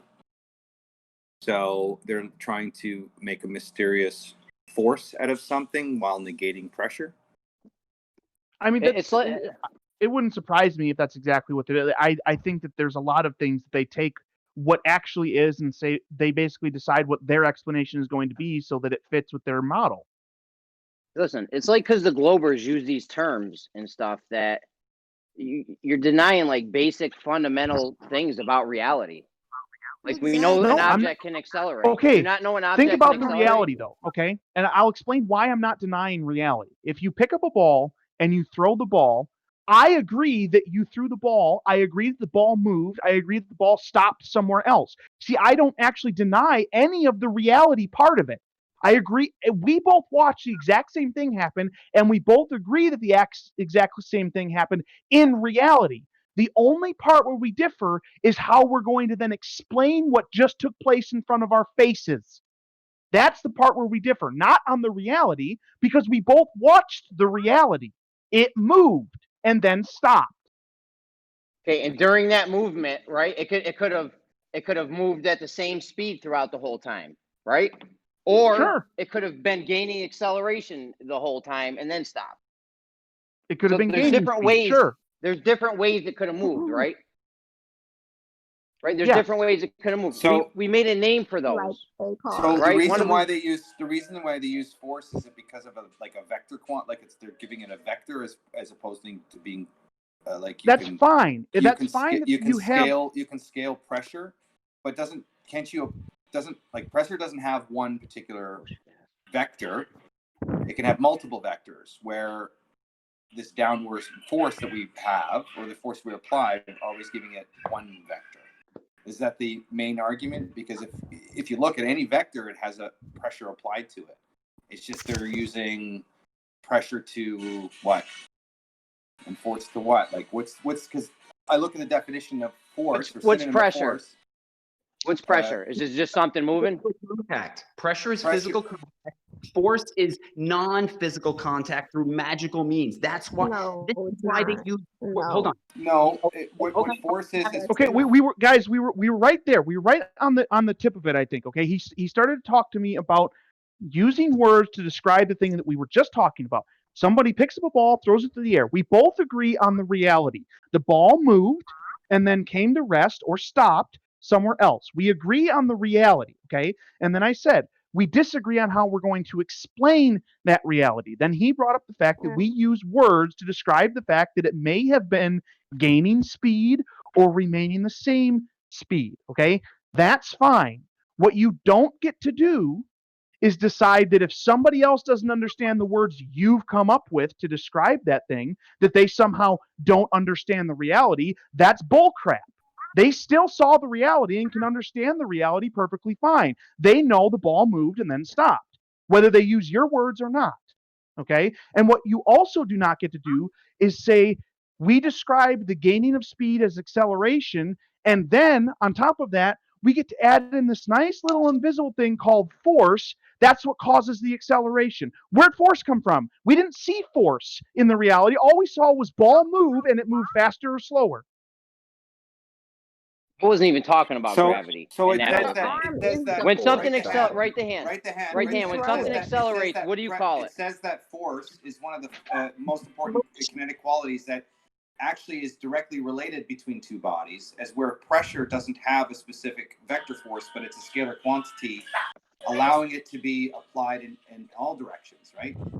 So when you said that force is defined as an interaction not between two physical bodies, that goes in contradiction to what kinetic energy is. And when you apply a force to push or pull something, you're actually interacting with a direct body. Hey, let me ask you. Oh, sorry. I thought you were done. Sorry. When you go see a baseball game, you say, "Oh, that pitcher just threw a nice curveball or a nice fastball or a nice knuckleball," or you just say, "Duh, ball moved through the air by itself." We got ways to describe how things move through. Is he asking whoever? It doesn't matter how you describe it because you're describing it in your own head to yourself. You can describe it however you want. You can call it the gobbledygook if you want to. It doesn't matter. The problem comes in when you're trying to have a conversation with someone else and enforce on them your story about what just took place in front of both of your faces. No, I just don't describe it in my head. I got three of my friends. We're sitting around watching the ball game. I go, "Oh shit! Did you see that nice curveball he just threw?" Everyone's gonna know what I'm talking about because they all agree on the word, don't they? They all agree on what curveball is and what it means and what it's in reference to. They all agree. So the problem's coming in here where we don't necessarily agree on the word that you're using. Okay, maybe you should tell me what word you want to replace for acceleration, so I know. We don't want to replace acceleration, just like we don't want to replace gravity. If we say gravity isn't a good word to use, we don't think it exists, and then you say, well, what's pulling everything down? We don't have to replace your gravity for you. We know that things go down sometimes. But what do you call it? I'm not talking about gravity. Like, we don't have to call it anything. Things go down. That's all we know. It's not necessarily the thought of it calling something. Call it displacement. It's actually it's the actual the what do you call it? The when you have a word that you can give you meaning. So implications. Yeah, there you go. So gravity has other implications through society. So if we remove gravity, you actually remove the fundamental heliocentric model, Big Bang cosmology principle, which is gravity creating things into spheres. So this is why the importance is to hold on to this word gravity, because it invokes that concept of the heliocentric model and the fundamental principle of the singularity. So and acceleration brings along with it the force concept, and that's what he's been arguing against. Is you don't get to manifest force out of nowhere and decide that's what acceleration is, and it's acting on objects. When something's gaining speed over time as it's traveling through the air, what should we call that? An object going through the air gaining speed. Don't you think we should what use else? the word Why would you come up with some other way to describe it? Jeremy, you can call it accelerating. It doesn't make accelerating real. You're just describing what is real, which is the hold on. You're not, when you say an object is accelerating, you don't magically make acceleration a real thing. What you did was describe the motion of the object. The acceleration is not real. The object is. The object is a tangible thing that is moving. Acceleration is a conceptual term to describe it, much in the same way as a baller uses space-time bending to describe the motion of a downward object. So every time, you're trying to make acceleration in space-time real. So please. I'm not even talking about space. Who's talking about space-time? Because you're talking about a concept, acceleration. I never mentioned space-time once. I'm telling you, listen, Jerry, idea. When you listen. When you make acceleration real, when you say acceleration is real, what you are doing is making a concept real in the exact same way that a baller will say space-time is real when it's a concept. Now I've seen you be there, make fun of ballers for trying to make space-time, which is a concept, real. Now you are doing the exact same thing. No. That's why you are a baller in my mind. All right, my turn to respond, please. So instead of using the word acceleration, that we all know what it is, you want me to say things gaining speed as they travel over time instead of using this nice neat word acceleration that we got. You can use acceleration. You can use that word, but it doesn't make it real. Do you understand that when you say something is accelerating, you don't make acceleration real? You just describe what is real, which is the motion of the object. So you can use whatever fucking word you want. You can say it's flabbergasted past you. It doesn't matter what word you use. You are describing the same event. So if I use flabbergasted to describe acceleration, is flabbergasted real because I used it to describe an object moving? No. But this is what you're telling me. You're telling me that the fucking word you picked to describe the motion of an object is somehow fucking real. Yes, Jeremy, because we know that. Okay, can I get a turn? Not. The word doesn't become real because you're using it. How fucking stupid are you? You think you put that on, man. Hold on. If you change the word from acceleration to dragon, does dragon become real because it's the word you use to quantify the motion of an object? Okay, so Jeremy, we both agree that things can gain speed as they're moving through the air. And we've called that, that's a real thing, right? You can call it whatever you want. It really happen? Hold on. You can call it whatever you want. You can call it whatever you want. It doesn't make what you call it real. Whatever word you use to describe the motion, hold on. Whatever word you use to describe the motion of the object will never be real. Doesn't matter if you use acceleration, force, magic genie, gravity, whatever fucking words relative density, whatever word you use to describe the motion of the object will never be real. It is a concept. Always, whether it's space-time bending, whether it's acceleration, and you're just fighting this. You're just Can I telling just me, ask you no, a yes or no concepts are question real real. quick? Concepts are real. Oh, Keep telling me all concepts are right, real. You're an idiot. last word, Jeremy. Let's move on from this subject. Let's do some final yes or thoughts no and question pick up real quick. another subject. Go ahead, Jeremy. Say your last thoughts on this. Well, we know things can gain can gain speed as they move through the air. That's a real thing. We can measure that. That really happens. We call that acceleration. Yes, it's a word we made up for something Okay, that really so happens. is acceleration real, or is the motion of the object real? Give your last thoughts on this. Right the hand. Yeah, that's it. It's Oh, the that's it? motion of the object, the real thing. Everything else is a concept. So That's the the whole thing. ball Concept moving through the is air. All right, All right. Bob, go ahead. Last thoughts on this subject. I mean, that's basically all it comes down to is that what you're seeing in reality is the ball moving. Acceleration is an attempt to describe something about the ball. That doesn't make the acceleration itself a real thing. There's a reason why something is called real estate. Okay, there's a reason there's a differentiation between things that are real and things that are not real. Okay, it's a concept. If somebody doesn't accept your concept, you don't get to enforce it on them like that, and you don't get to bring along with the concept, just like with gravity, all this baggage that comes with it.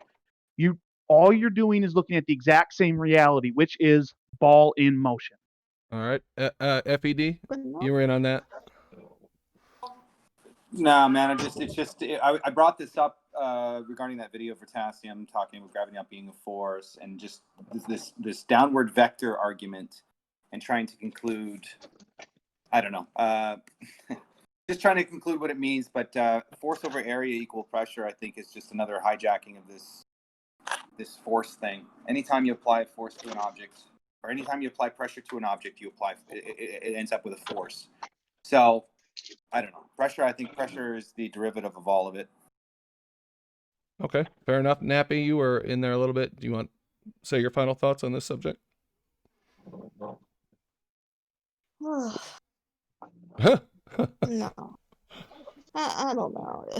I just think if you're gonna say that acceleration, okay, it's not real, whatever, but then you turn around and say, oh, you can use whatever you want to use. Okay, if I want to use the term acceleration, you know what I mean, what's the problem? I'm not forcing it on you. That's just how I explain it. Okay, fair enough. Yeah, it was a interesting discussion. I don't have any final thoughts, but it was an interesting discussion. Can I have a little chip in? Go ahead.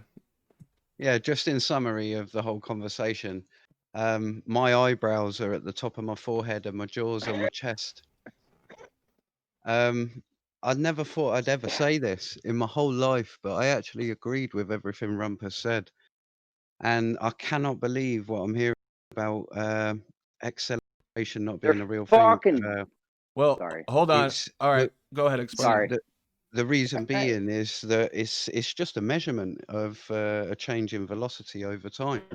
That's all it is. It's just a measurement of what is happening to that object. Now, in a flat Earth world, from a flat Earth point of view, the change in velocity is if we remove gravity completely from the equation, the change in velocity of a brick being on the floor, you going to pick that brick up, you're applying a force overcoming its own mass, its own weight in the actual medium of air, and then you are lifting it up, and that you are changing its velocity over a period of time, because you're literally, it's at zero velocity, gravity's not acting on it, it's not moving anywhere, it's literally there, rest mass, and then you are changing its velocity. And you can do it really quickly if you apply a quick force. You can do it really slowly if you apply a very slow force. And that's all it is, a deceleration, acceleration. Same in a car. You put your pedal down, you apply more of a force, you accelerate more. You let go a bit, you decelerate through to the friction and the other forces. So I'm clueless in that. I don't understand any of that at all, and I never thought I'd say I'd back up Rumpus there. Can I ask Liam one question? Sure. See, I thought the idea of acceleration. I'm not arguing that the interpretation of what we see and then quantifying the word acceleration from it. I'm saying that the deriving acceleration is caused by pressure, And instead of this gravity force or, you know, objects moving downward in a downward vector force, there's always the derivative is pressure. Yeah, So everything can be described as pressure. yeah, so it's not this So magical force, right? So that's Yep. all my argument was. It's not a magical force. It's all derivative It of doesn't have pressure. to be at all, but you Yeah, can a still make gas things gas accelerate or engine decelerate. uses gas force to push down and move the car forward. A You gas know, That to whole thing. sustain acceleration and movement takes a force. If the force isn't sustained, the thing will slow down. Also, when something goes around a corner or a full circle, 360 degrees, if you maintain, like in a truck going in a 360 circle around a circle drive, 60 miles an hour, you're actually constantly accelerating around the circle. You are not maintaining 60 miles an hour without acceleration. You accelerate around a curve. Maintaining the 60 Absolutely miles correct. around, you have to overcome a certain force, the desire to go straight, the tangential force. Yeah. So overcoming that also takes extra energy. So you Yep. can't consider the 60 miles an hour uniformly going around a center point as not accelerating as a uniform speed. It's not a uniform speed. You accelerate around the corner constantly, around a curve constantly. All right. Big Hey, shout so out to Colin accelerate. Dresser, who joined as a whale member. Thanks, Colin. And remember, any memberships go directly to Ranty, as well as Patreon and PayPal. So if you want to support Ranty while he's on his medical leave, I guess you'd call it, that's the way to do it. And Tony V said, hold on, guys. Tony V sent $5 super chat. And he says, do you feel it when a roller coaster shoots off in your stomach? You feel it. Do you feel it when pressure or when it presses you back in the seat? That's acceleration. That's what Tony V says. But we don't feel it. Just another feeling quick the question for acceleration. We Gleam. feel the physical roller coaster. So when this is how they do it. Look how he just did it. He says, we feel it. No, there's no acceleration it that you feel. The it that you feel is the motion of the roller coaster. This is how they're using their words to manifest their world. And we do it every day. We play in. This is, I'm making videos on this. We build their world with their words day in and day out. I don't know why we do it. Well, I'm interested to see that video. I just want to. FED, go ahead. Ask Gleam your question. My question is to Gleam: is would pressure be equal to acceleration? Is there something in those lines that are equal amount of pressure causes the equal acceleration? Pressure is the force you apply on that brick. Let's say you don't even want to pick it up. Let's say you've got a big boulder. So in other words, the spear boulder, and you've got to apply a pressure force enough to overcome its own mass. Yeah. And then it will move. And what their concept of that is that there is not only its own mass, but there is also gravity on it. And the flat earthers point of view, from my outsider looking in point of view, is that it's the same thing. It's just that it's your force moving a mass in a medium of air. So I just want to clarify right there. Jeremy, go ahead. He's been trying to get in for a minute. Go. I just want to clarify. Never was talking about gravity. Talking about acceleration just now. Who's the guy that just came in and said it's a measurement, right? You said it's a measurement. Yeah. Yeah. So we're denying that we can take that real measurement when we say acceleration. No, I'm supporting acceleration 1,000,000 trillion %. I don't understand. They're bugging. I don't understand bugging, dude. Why you can't describe something increasing or decreasing. Because he needs to deny reality for some reason. You're trying he's to a make reality the word, denier. No, you're trying to make reality the word denier. you're trying to make the word you use to describe it real. Do you not see this, Gleam? What if you used a different word and instead of acceleration, would that word be real? What if you used helicopter? Would helicopter be real? So you're telling me whatever word we choose to say what acceleration is, that word becomes real? Centimeter. Come on, man. It's like centimeter. Right to hand. Right it's a convention it's speeding up, increasing speed, gaining It's momentum, a description opening word. up. It's not an empirical real object. Rate of change of velocity. So these are just synonyms towards acceleration. So rate of change of velocity would probably better suit your descriptor rather than acceleration. It's still a descriptor. Descriptors are not real. If Like said, that's not hold on, please. They're not real. Hold They are on. If you absolutely said concepts. 100 million %. yeah. Concepts. So why are you saying if it's a concept, Gleam? Why are you saying it's real? No, it's a concept for the purpose So of it's not measurement. real. No, So it's it's the not purpose of real. measurement. Well, Okay, but people need it for cars hold to on. know how Hold much on. you accelerate when you push that pedal.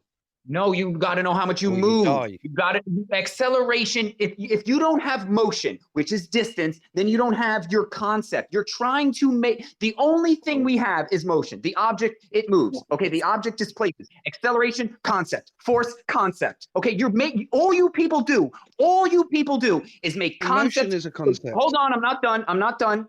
All you people do is make concepts real so you can argue day in and day out with these fucking ballers, bro. All you want to do is stay in the Stone Age and say, duh, object moves It's not through the air. Stone Age.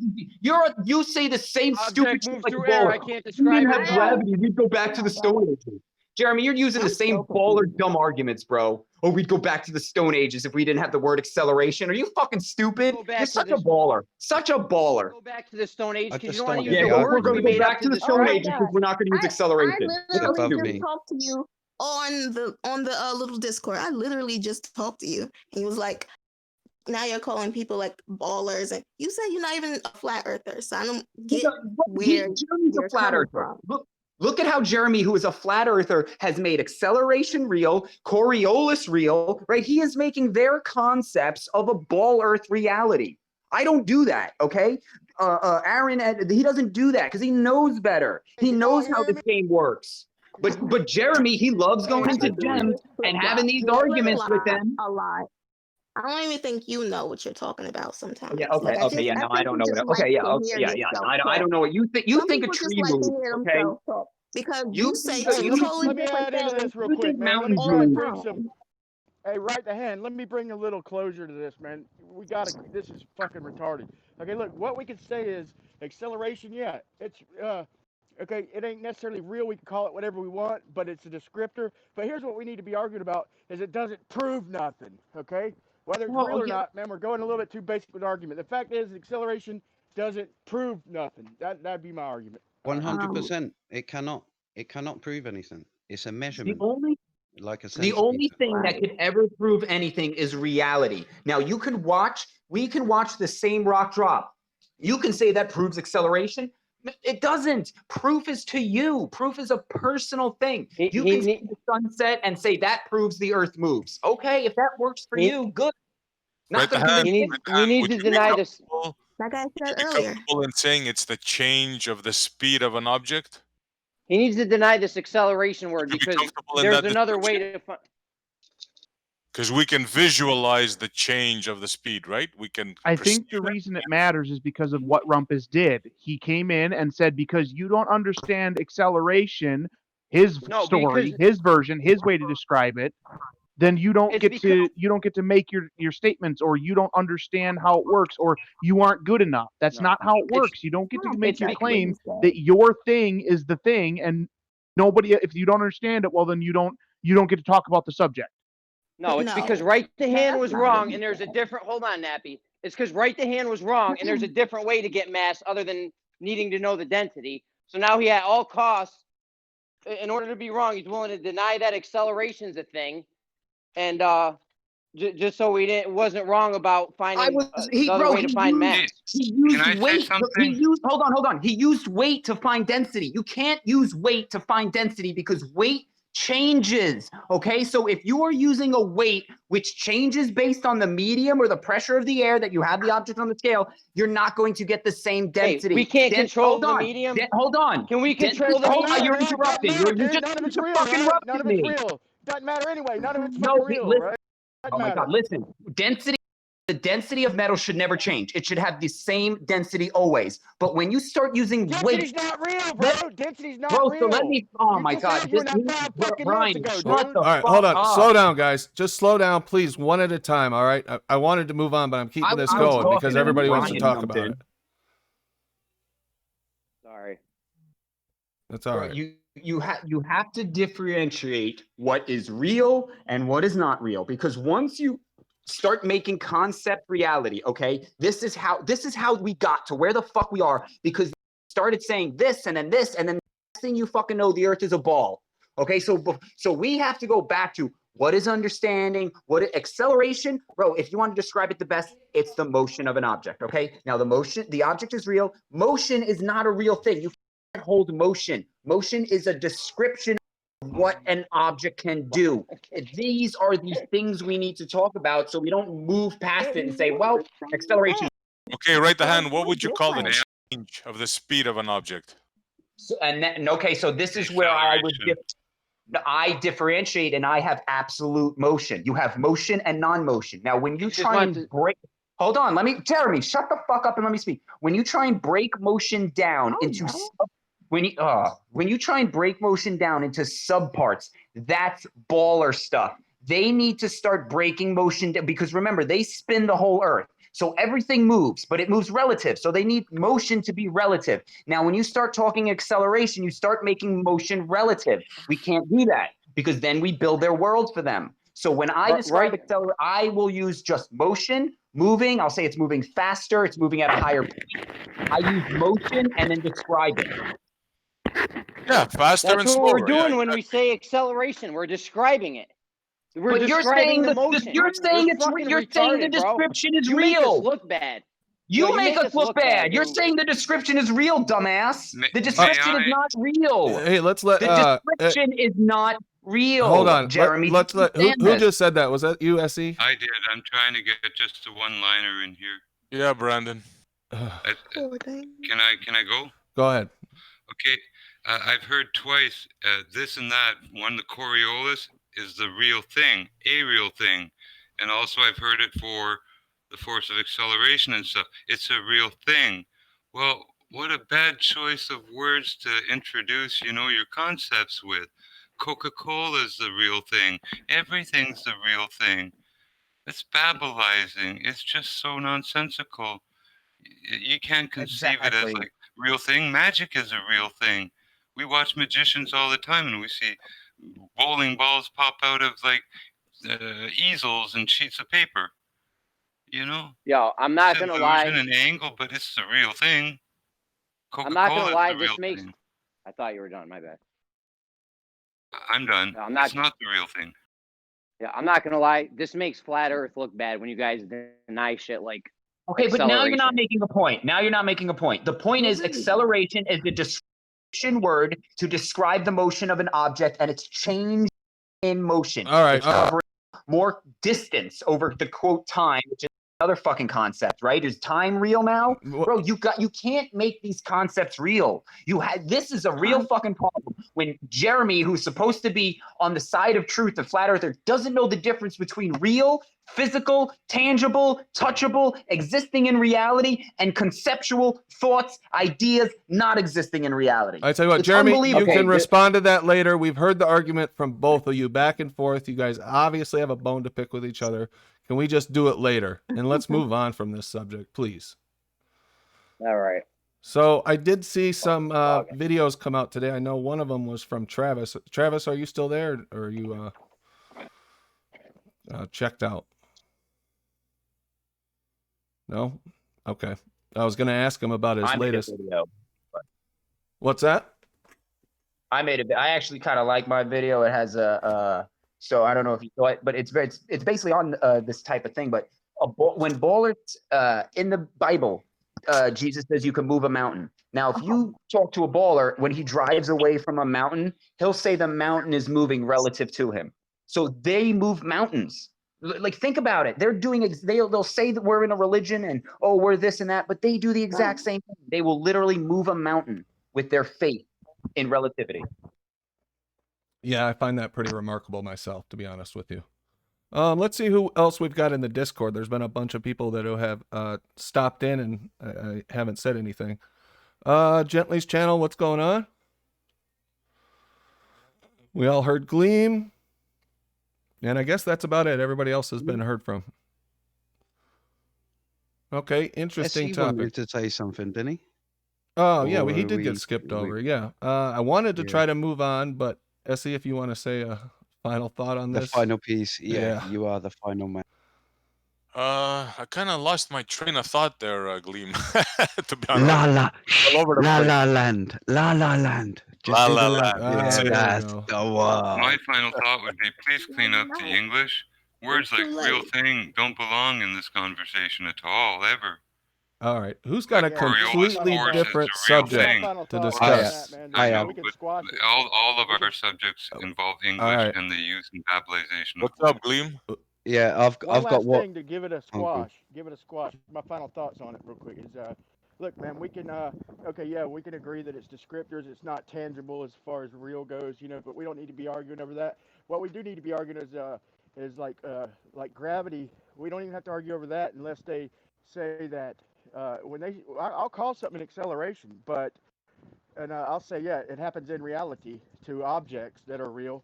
But what I won't say that gravity has is acceleration. Okay, acceleration is what we witness. Gravity, saying mass attracts mass, or something attracting to the center of a ball or the center of mass. You know that's yet to be proven, man. There's way more ways to describe it. So, yeah, man, Yeah. it shouldn't even be I an w- argument, man. So let's get. I wasn't even Yeah. talking Let's move about on. nothing about that had to do with gravity for me at all. Gotcha. We got it. Yeah, We I know. got it. I think we heard from everybody. I feel like I understand everybody's position. Let's move on. So what's on your guys' mind? Who's got a new topic to discuss? I've got a quick one to just run past, and I've got to say it that literally I had a debate last Sunday, I think it was, with Fight the Flat Earth Team Skeptics channel, Science Good and job, Satire. buddy. Yeah, and I would love to actually do a little 10-minute presentation, not now, but arrange a 10-minute presentation to go through what lies I think they have told. And in all honesty, I would really love, as my arch nemesis, the rumpus, to calmly go through and maybe educate me on something that I think I know about and that I'm puzzled as to why people are telling me completely the opposite to mainstream science. But we'll arrange that either way. But what I wanted to say is that following that, it was like 3 o'clock in the morning UK time, and I had work the next morning, and I fully admit, yeah, that Wally, where's Wally? Everyone must know him, of the Wolf Pack. He put out a video of a snippet right at the end, basically when Wolfie had chucked in a super chat, and I said, yeah, bring him on. And then I'd looked at the time and realised, obviously, it's well late. And I'd already done at least half an hour more than what I should have done. But either way, I said, oh, no, in fact, I've got to go to bed. Yeah. And they've snippeted out that, obviously, took a nice little cherry pick there, snippeted that out and called me a chicken. Yeah. So I've immediately gone straight over to their Don't channel. take offense to none of Nah, that, not at bro. all. Come on, I'm me. Come on. You must Either ask way, them like 12 times to pull up the experiment. Look, we're talking about the experiment. Pull up the exactly, experiment. Pull up the experiment. They would not do it, and exactly. it Too exposed them. scared. And Hmm. Careful. before, and not trying to change the subject, but I want to make one comment before it gets lost. Is was watching Globebusters yesterday, and they showed they pulled up Google Earth. Okay, I haven't done a lot on Google Earth, but they showed how if you draw 90-degree line. They started from Colorado. They drew a 90-degree line east, and it took them into Africa on the long range. Okay, so everybody's probably seen that, but I don't know if anybody noticed this. They did another line a little bit south of that, like say from like somewhere around Arizona area, and it also went south. But then they did one south of the equator. Okay, like in it was I want to say it was like Ecuador or somewhere south of the equator. They drew a 90-degree line, or no, they were drawing the line coming back, the 270-degree line, and it also showed it going down. So East. if the Earth is a sphere, anyway, check this out because it might have got past everybody. But in other words, if we're on a ball and we draw a 90-degree line from Colorado, and then it winds up down underneath the equator, then antipodal to that, if we go beneath the equator and draw a 90-degree line, it should veer upwards past the equator in the opposite direction, yet it did not.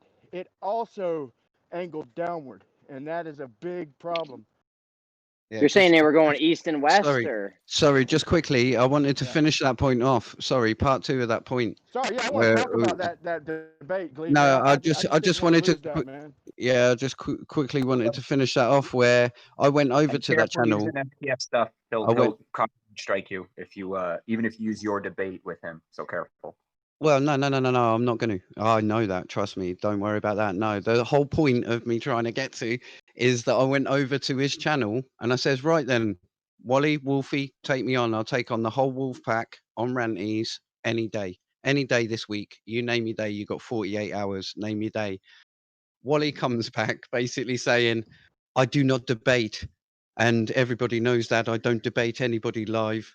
And because of reasons. And that's what he said. PhD And Tony then, stepped on his own toes too, brother. wait They there, stepped on their let me own finish toes. it, bruv. Let me Yep, finish yep, it. yep, yep. Yeah, so Wolfie then comes in and goes, right, I'll only debate you on a summit like a big channel, not Ranty's small channel.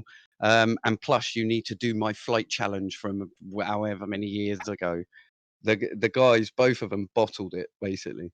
And I was just like, either way, I'm on Ranties every night. You know what I mean? Virtually every night. Come on and take me on if you think I'm chicken of you. And they're like, oh, no. You know, I don't do debates. Wimps. To just Little weasels, not wolves. to just say something about what Leaky just said. Yeah, on the ball, east or west takes you to the equator, no matter where you are, save for the the poles. I've got Google Earth Pro open. Maybe we should just take a look at it. I know Go most east or people west, anywhere. probably watched Globebusters last night, which was really good, by the way. I thought it was a really good episode. It's because the equinox. Okay, so I'm in Am I on Google here? Earth. Do you guys see it?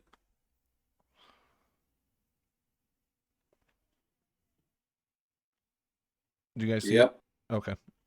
All right. So now what were they doing? How were Did they you ever- making an east-west line? Do you guys ever look at their challenges with their flight Okay. paths and how they don't actually add in real flight paths to make their Yeah. their Go to square? an equinox. Hey, Gleam, also, Brandon. Gleam, I do want to get back to that debate, man. But yeah, for now, since he's got it pulled up, draw a line from, say, Colorado, 90 degrees, and what it'll show is on the small scale, it'll show, yeah, it looks like 90 degrees, Brandon. and everybody would be facing toward the east, right? Can you bring it to a date where there's an Can you bring it to a date where there's an equinox? Yeah. Are you guys talking about drawing a line from 270 to 90 and then coming back from 90 to 270? Right. But Bring it to the date. If I'm not mistaken, You don't have to if do it. You the can just same thing. You can do it anywhere. You can do it anywhere on the ball. Okay. Just go from Yeah. one. Go. If you bring it to an equinox. If you bring it to an equinox, it's easy to show, and it'll. Voice check. Can you hear me, guys, or what? We hear you.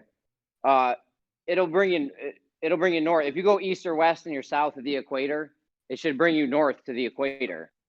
Okay, well let's try it let's here. test that. I'm north of the equator right now.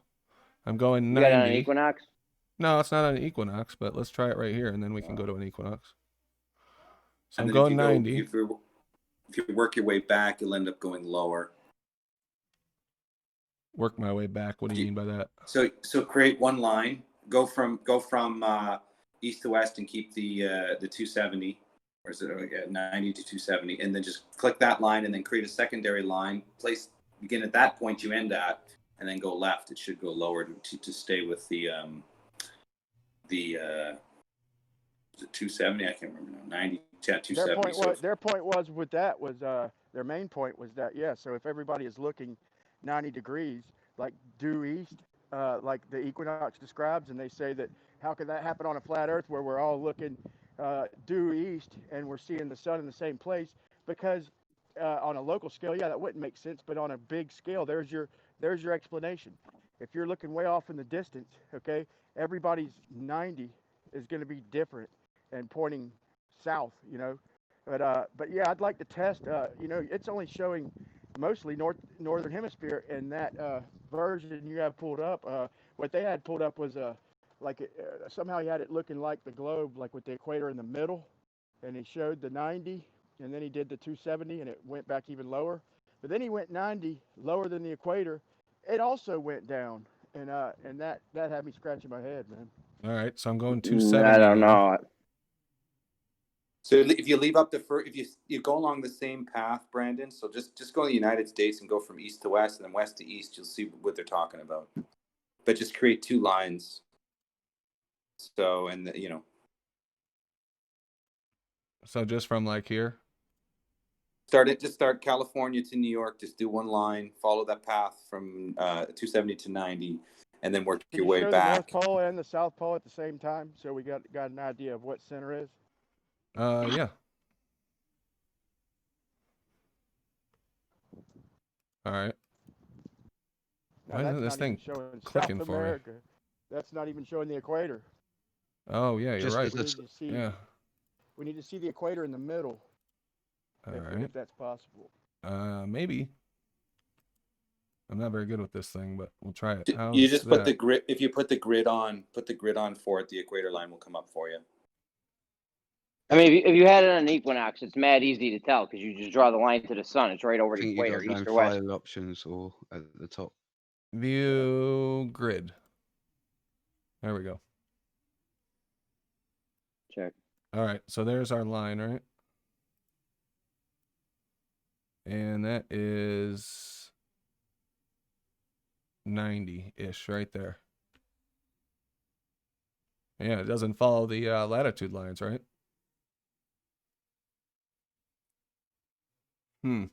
It's basically the issue, yeah. It does not, but draw a 90 degree from Colorado, just out as far as you can go. Just a 90 degree. I did it. And then you could draw the 270 backwards, and it'll keep working its way lower. Then if you do a same 90 equivalent in the south, in the southern hemisphere, it also went down. It showed it bending down. If y'all rewatched the episode, also if y'all rewatched the episode, that Gleam debate was awesome. You know, granted, you have them insulting him, but he composed himself perfectly. But Gleam mudded him, dude. And if you do watch it, you haven't seen it yet, please write down the direct contradictions that fight the flat Earth and PhD Tony. I'm not sure about Skeptic, but I wish I'd have wrote it down. I was like, man, I'll remember because it was so blatant. But I mean, he directly contradicted himself, arguing against Gleam. He was mutting them, dude, all back in a corner, all 3 of them, and inviting more. That was awesome, Gleam. Shout out, bub.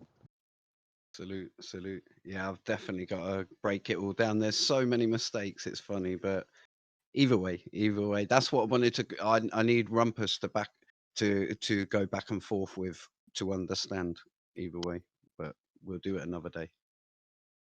Now, y'all see how the Capricorn is also bending downward?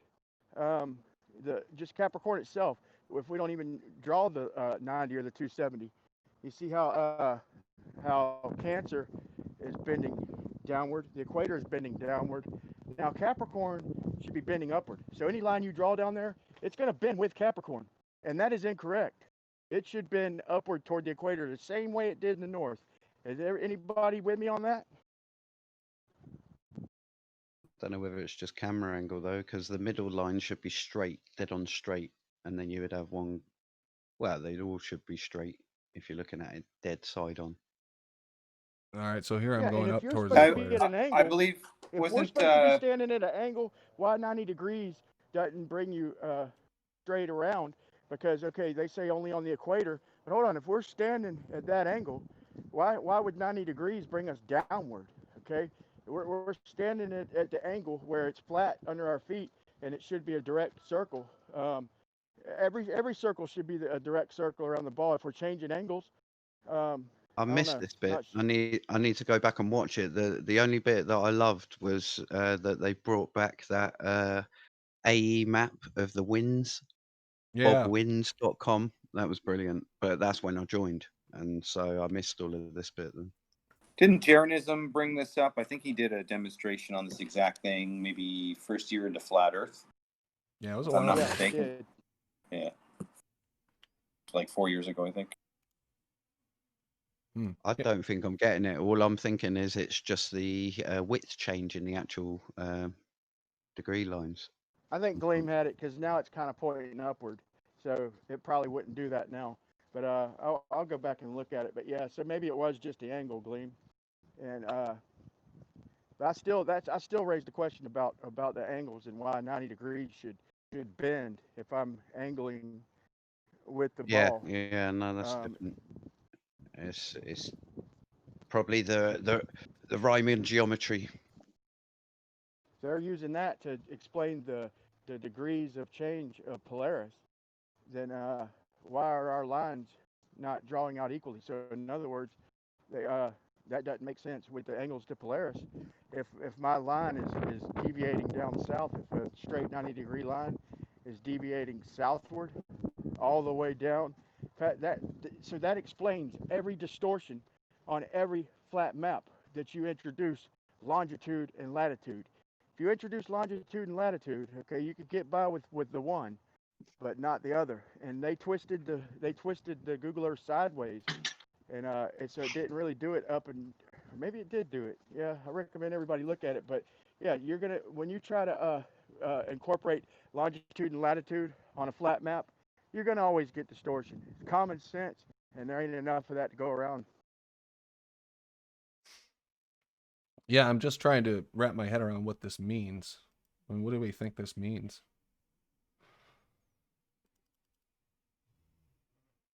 If you think about it, so on their globe, let's say Wolfie's on the equinox, he's looking what he thinks is 90, right? And the sun sets in Perth at 90 degrees out, but actually he's looking up towards whatever it is, Capricorn or Cancer, right? And the equator, it's actually looking at where the sun would be on a flat Earth.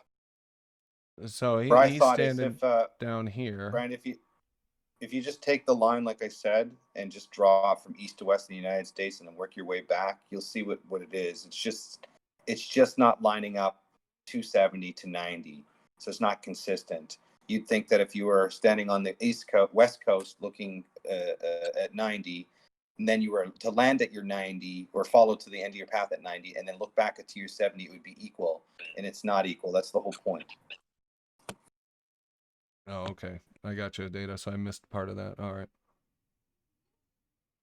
I'm not very good at this tool. That's half the problem. Is it showing you the angles? Is it showing you your angle? Yeah, it's right there at your starting point. Yeah,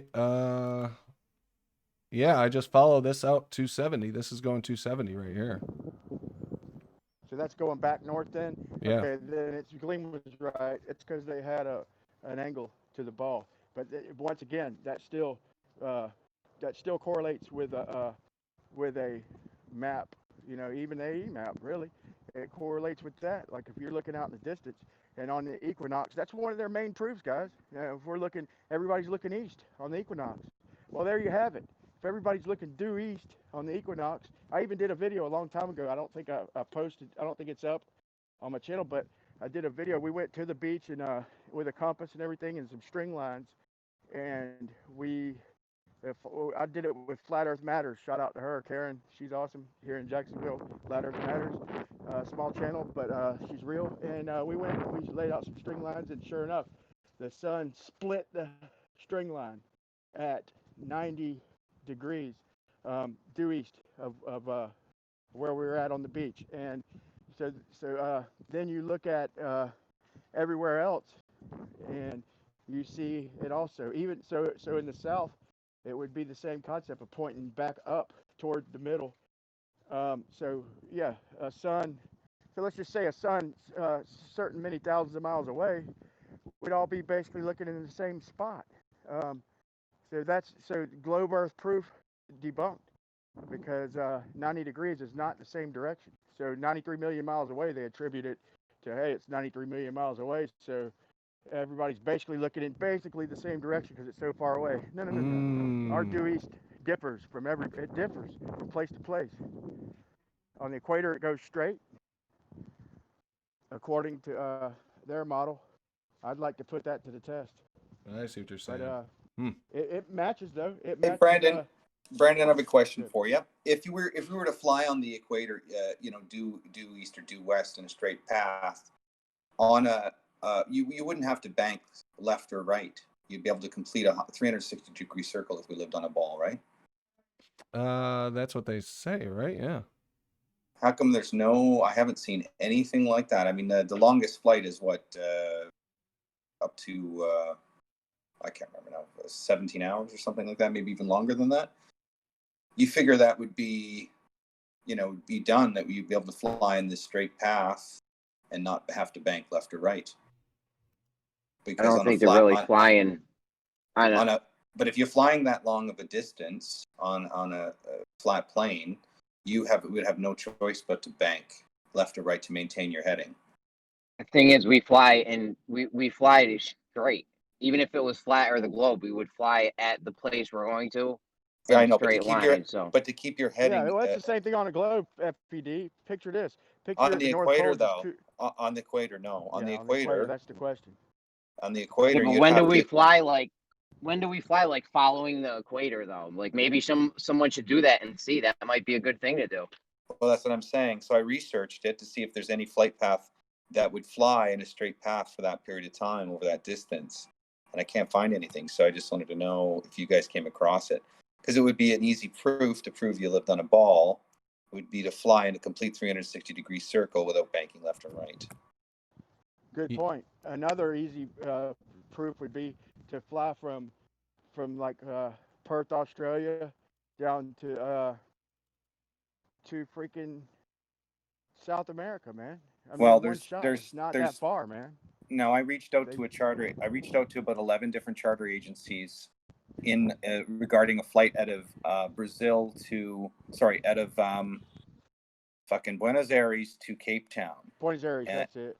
Yeah, so I reached out to some charter. I never got a reply back, but the only path route that I could find would fly from Buenos Aires up north and then back down south in a V shape. Yeah, I couldn't find it, and it's funny because I did reach out to these charter flights with genuine information. Could I book a charter flight from these two decks? Because it's only 6,800 kilometers, right, between the 2 points. They could squash this whole debate by doing that and recording it where somebody that we all trust and just taking one simple flight. I've even heard the excuse where they say it's too cold to fly. Man, are you kidding me? They have, when you're flying real fast, they have trouble with airplanes getting too hot. And also, it's cold up there no matter where you're at, okay? When you get up to heights like that, the temperatures plummet, okay? So that is a pathetic excuse. And then they try and say, yeah, well, anybody could fly it. Yeah, right. If anybody could fly it, then people would fly it. That to me is one of the best flat Earth or any other style Earth arguments, is why won't they fly? And also, is Cape Town more antipodal to Perth than Buenos Aires? Wouldn't it be Buenos Aires would be more antipodal, I want to say? Which is more opposite of Australia? I mean, if we could end this whole thing with one flight, that sounds like something we should probably get up on that. I think Buenos Aires. If you can, time ago when I first joined this. Good. I think it's you Buenos can find Aires, a flight. If you can find a flight from in a complete 360-degree circle or almost to it in a straight path, then we would live on a ball. Well, look at this one. You're saying north-south circumnavigate? No, I'm just talking east to west, man. Check this out. Completely, if you went completely 90 or completely 270 without deviating your path, then you'd be flying over a ball. So this is a 90-degree route right here from down in Argentina.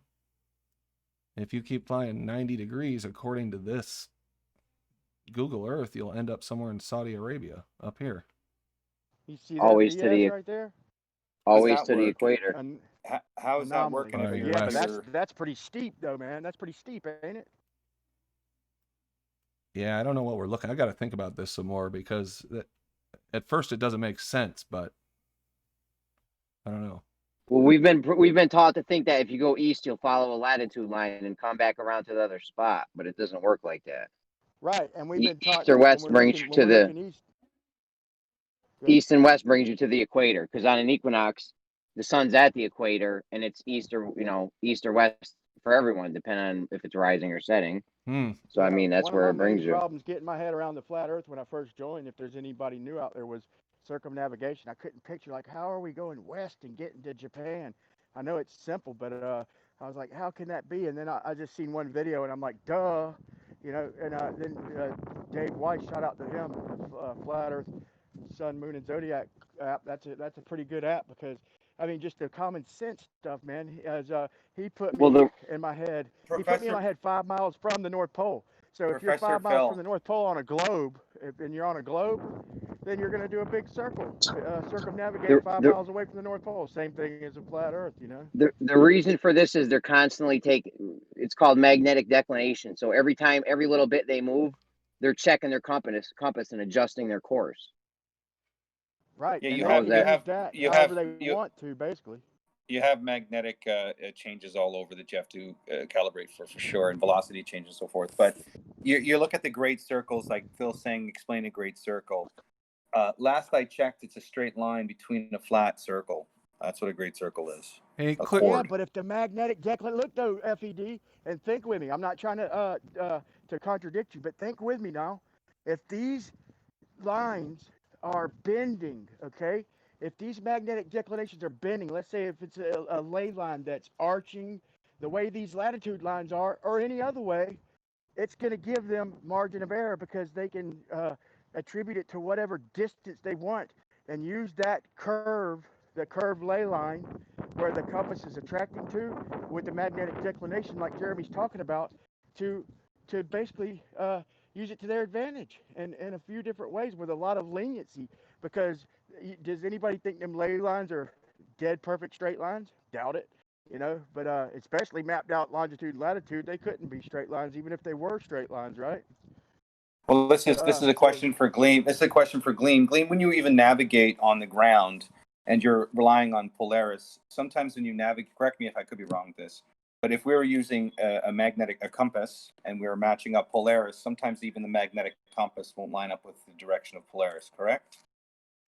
I think there is a difference, yeah, definitely, due to the magnetic field. Yeah, that's the magnetic declination. Yeah, exactly. There's a geographic north pole. There's different poles. There's a geographic north pole and a magnetic pole. No, we're just going back in the day. If we had a compass and we had line of sight to Polaris. That's it. No, you are right. 100%. You're looking at two different things, though. They probably wouldn't have known that even to start with. Yeah, and if there's a geographic and a magnetic north pole, and we made the maps based on the magnetic north pole, that already is a problem. So this is the chronometer. It's where they basically had that issue at sea, where they had they have to go by dead reckoning, and then they have to use now they use the compass where they line up with celestial stars, have the compass rotating so they don't deviate from the actual stars, as opposing to back in the day where it's a visual representation with a compass. So they were trying to keep. I could be wrong. This is a while back since I read this stuff. So no, you sounded exactly right, exactly how it went on. And all they've done is just created new methods and then created a coordinate system to match it all up against, and then obviously laid the datum points for each of the lines of longitude and latitude. Fair enough. So the Great Circle, when you look at a map, it's a 2D circle with a chord through it, right? And yeah, it's a theoretical thing. Yep. Yeah. So the thing is that's why I mentioned the equator and no other great circle, just the equator. Because if it was a ball, it's in the center position. Because if you do look at the ball, theoretically, if you're flying over it, you could technically fly across the latitude lines. The way it's visually presented, you could fly along those latitude lines at any point over the sphere and follow a straight path. That's kind of the idea, right? So if you could. Well, you can take a slice any way as long as it's equal and proportional. So you're going right the way through the middle of the sphere, and that creates your exact equator, your exact circumference, basically. Yeah. So basically, you could get any direction away from where you're at on a globe, even. As long as it's a perfect but it's sphere. not a perfect sphere. Isn't their sphere not perfect? It's got bulges, so there should those. It's a pear. Should be thrown off. Yeah, so it's a fractional amount, but yeah, you're right. But still, if you could get on the equator and know that you weren't turning left or right, you're going in a straight path. You should be able to follow the equator all the way back around without having to turn. If you live on a ball, yeah, that's the idea. If we're on a ball, yes. If we're on a ball, yes. But that in the ocean. Well, That's you what I would mean. have How a- do you? you would have a heading, right? So if this is the thing with the Ivatos or whatever you call it, the Atvos. Yeah, the Atvos. Atvos that's on they keep the headings. Basically, they have all these instruments now to correct for error, like magnetic issues, velocity issues, and so forth. So that's Ivatos is used for, is to keep their heading more accurate and precise. I could be wrong again. This is just recollecting my memory. So we'd have to rely on their methods based on their science. What I'm saying is, I mean, how in reality would we know if we're turning at all? Well, we know that their systems are based in Cartesian coordinates, and then they have a longitude latitude system applied to it through mathematical equations. You could have wind pushing. I don't know the calculations for the errors, because there's always errors involved and a margin of error involved. So I don't know, because I've never looked at their systems. So I just know that they're based in Cartesian, and then they have to correct for, velocity change, magnetic interference, and so they come up with these new algorithms and new systems to apply a smoother, more accurate flight plan. Sorry. Can we just take a look at this real quick and just look at how ridiculous it looks and just kind of marvel at this? I just want to say the most hold on. Spot where it turns into a cartoon, right?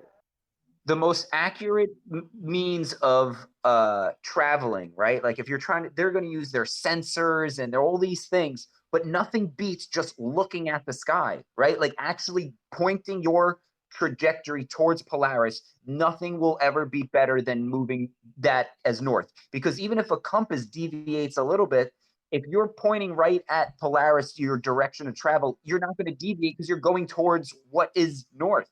Compasses. I think that's what they did for navigation on the sea, right? They line up with Polaris. They lock it in with the gyro, and then they navigate that way. Well, you can also off kilter. Like you can go. I can have Polaris facing my back and use that to go south. And then if Polaris starts veering, then you're going off course. Like there's no. Yeah, so exactly. So maybe originally that's their starting point, and all calculations, that's their starting point. Yeah, exactly. And all their calculations. And how about this? If I'm standing on a ball, okay, this almost is a good flat earth proof if you're looking for them. If you're standing on a ball and you do 90 degrees to the right, 90 degrees to the left, okay, on the earth, it's always going to bring you back to the same exact place, okay? What's different about the ball following the latitude lines looking east to west? It's because if you do 90 degrees east and 270 west, you're not going to come back where you started from. But you're even if you're not on the prime meridian or whatever, the longitude lines don't they bring you back where you started from? Can you do 90 degrees north and south, Brandon? Yeah, but if you're going 90, you're not following the global longitude lines, right? Because global longitude lines are curved, so they can't make 90s. So if you go on a 90, this is what Bev would do. He'd tell you just proof horizontal Earth when you went 90 degrees sideways and then sideways. You went in a horizontal. They can't do that. They curve their horizontals. Me, it's when I was young, what goes up must come down. No matter what latitude you're on, if you shoot something straight in, I don't care, a bottle or a bullet, it's coming straight back down on the 45th parallel or on the equator. It shouldn't be the case. If the Earth was spinning below, you and your gun or whatever, you would be moved over away from the object going up and coming back down. If the sniper can shoot straight up and the bullet stays up for 1 minute and 50 seconds and can come straight back down, kill him no matter where he is on this great plane, well, this latitude, longitude, and coordinate systems, we're bickering over, like, again, descriptors, equating A to B. Well, we're all equators. All our math is equation, equate A to B, keep ratios, Yeah. 1 second here, guys. Hold on. We'll get back into that, Brian. Shout out to Lumberjack, excuse me, who says thanks, $19.99 US. Appreciate that, man. And Cleary did have a comment which seemed related to what we're talking about. For $5 US. Thanks, Cleary. North to south distances are much less than they represent on the tiny Google Earth ball. I'm not exactly sure what that means, but that's interesting. The way they shrunk the United States. Can you read that again? What was I it? agree with Cleary. Yeah, let me read it again. Hold on a minute. North to south distances are much less than they represent on the tiny Google Earth ball. Because if you're traveling over a ball, you're traveling a longer distance than if you're traveling over a flat horizontal plane, because you have to make that what he longer means, curve. Right, and what he means is look at it showing half the globe right to left. You're looking at like right there. You're looking at North America. You see half the globe right to left, but you can't even barely see the damn equator north and south. So yeah, I agree with Cleary on that. No, I tried doing some formulations regarding the arc and the calculation regarding no arc. So flat versus arc versus flat, essentially. And so the problem with it is that I have no way to cross-reference the distance between 2 points myself personally. So I couldn't really use those difference in formulas to figure out what is true.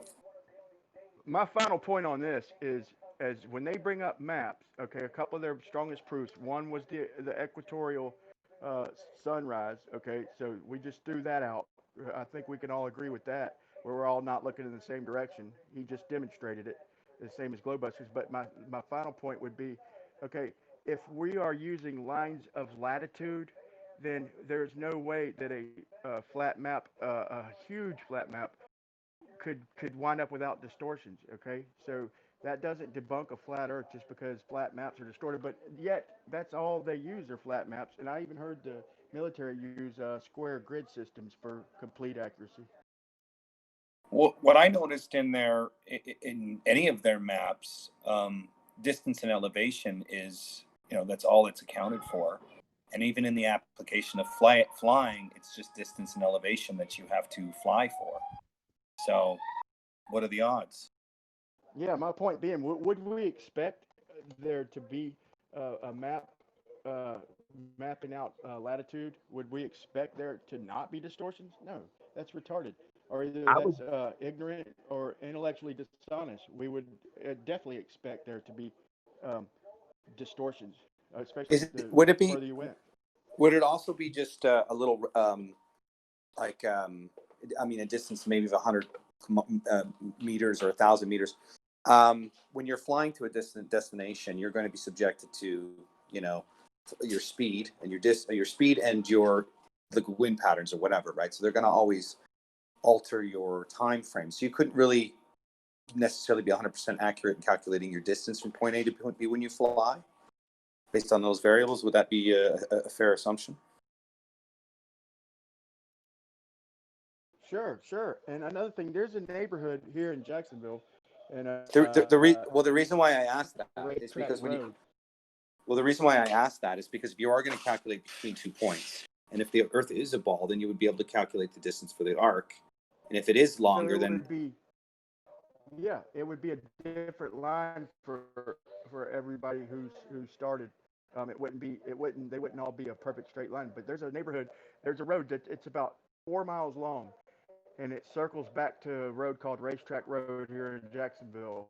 And you'd never know you're doing a circle. The first time I've had this conversation with plenty of people, like, man, I got twisted in this neighborhood, and everybody gets twisted in this neighborhood because it's a gradual curve. It's only about 4 miles, and you never know that you're doubling back in damn near the same direction. It's not a complete circle, but it's about 300 degrees of a circle. And so anybody who says that they're gonna, that they know that they can cross big bodies of water without landmarks and know exactly what direction they're going, that's horse shit. And just to put on this, if we think they lied about everything, I was watching this old YouTube channel, and he used to think that the distances between even the maps are lies, right? Like a mile is shorter than they say it is, so everything is kind of thrown off. They were saying the world is not as big as they're saying. I know what channel you're talking about. What was that guy's name? Enslaved by No Media. Yeah. He came up with some crazy shit, but it was really interesting. Yeah, I started losing him when I kind of lost him when he started saying that it was like we were on a incline, right? Like south was up. I think he was saying was one of his things, but no, he got me onto like He the. had a good argument though, bub. He did have a good argument. No, yeah, no, that this one, it made me quite like. It's also like, why is the mile right? It also makes you wonder why we have these two measurement systems, right? It's so much harder to quantify like the distances. You got the kilometers over there and then miles over here, and then a mile is 5,280 feet, and then the odometers are just there. They could be thrown off. So yeah, there's a lot of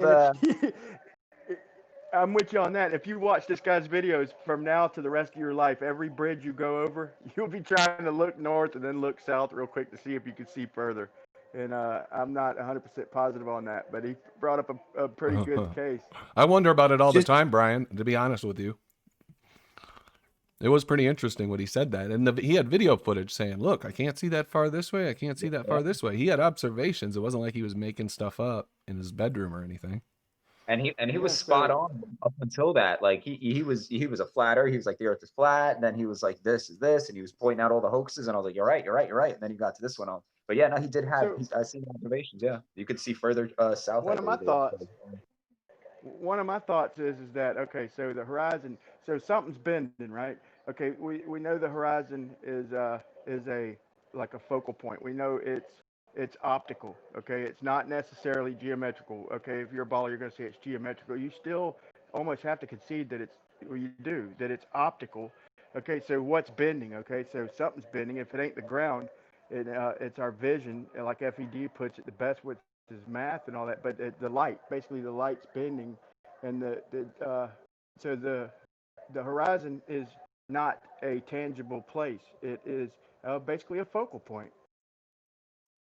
And maybe what I've said is that they've showed that they can slow light down. I don't know if you buy any of this stuff, but whatever they do it, like they under extreme cold temperatures, they can slow it down super slow. Like they said, like 10, 12 meters a second.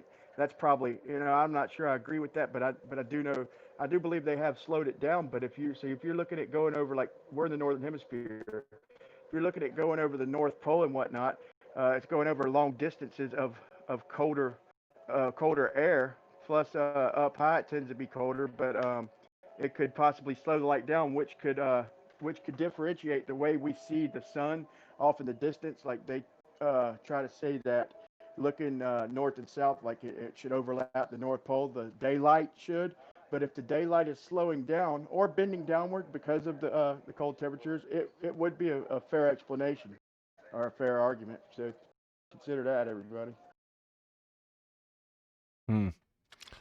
Okay, guys. Well, I'm going to try to keep it to 3 hours tonight. It's about 7:45. So why don't we do a round of final thoughts and then call it a night. And I'll hit record on the after show. If you guys want to keep talking, just keep in mind that you'll probably be recorded for a couple hours. That pretty much was my final thoughts, and I got to go. But good to hear you, Ranty, man. And yeah, you've started a good thing here. So I'm interested to see what we do with this when he comes back full time. And we're going to split off and have two of the best shows on the topic. Thank you, guys. Cool, Brian. Thanks. Travis, you there? Nope. FED. I just like looking over the chord math, and I realized that they're always using the assumption of the radius of 3,959 miles to get the rads. So you would take like the distance, if you had a distance of 3,000 miles you were traveling, you would get the degrees. So for instance, 3,959 divided by 3,000 would give you rads of 1.31. You'd take 13.1 times 180 divided by pi. Would give you the degree. Then you take the 2 times r, sign it with the degree divided by 2 would get you the distance of the chord in miles. So, or it would give you the arc, pardon me, if you were looking at a flat surface. So it's interesting to look how they use these calculations. I have no way to apply any of this information in aviation because they don't fly. But I imagine these guys, when they, back in the day, it wasn't so complicated without all the, all the machinery that they have nowadays. because you would basically have your gyro and your heading, and you'd have an X amount of fuel to fly a certain distance, and then you'd know based on what consumption of fuel you have over a period of time would give you that distance. So looking at the arc change, looking at the chord, I have no way to apply any of the studies that I've been researching in practicality. So it's frustrating. I got to get up in the air more often to figure it out. So hopefully I can do that. But other than that, Brandon, thanks for the show. Yeah, thanks, FED. Gleam. Yeah, salute. Blessed to hear, Ranty, definitely 100%, and salute to you, Brandon. Oneness. Yeah, I don't know. I've been a bit weird today because I've never ever backed up Rumpus, really. And it feels as I'm in shock. He doesn't say everything. He doesn't say everything wrong. I mean, 90% of it's wrong, but 10% he's good. I think Rumpus, I would love it, right? Rumpus would be 20 times better and 20 times more believable if he just kept his composure and then presented himself calmly. And I'm not saying he'd shoot a lot of people down, but he would come off a lot better than how he does. But either way, I'm not here to character assassinate. Sorry, Rumpus. Either way, as I say, I agreed with you. It's just like either way. Salute. Thank you very much. Big up to everyone in the chat. But I'm asking Professor Phil, and hopefully he will come on at some point. If you don't mind, Ranty and Brandon, we have 20 minutes to half an hour or something to go through me presenting my arguments for ether exists in science today, and Michelson-Morley didn't exclude it or remove it at all.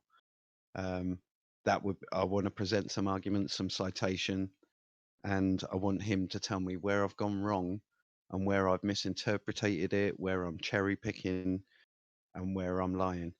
But either way, thank you very much.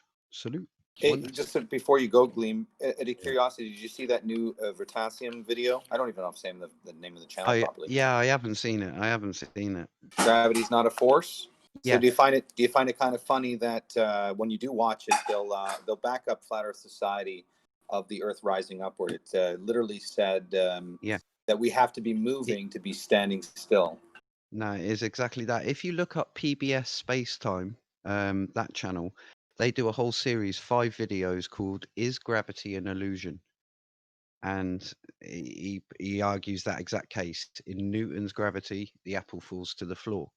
In Einstein's gravity, you can consider it as the apple is levitating in the air and the Earth is moving up towards the apple. So that's the two different concepts.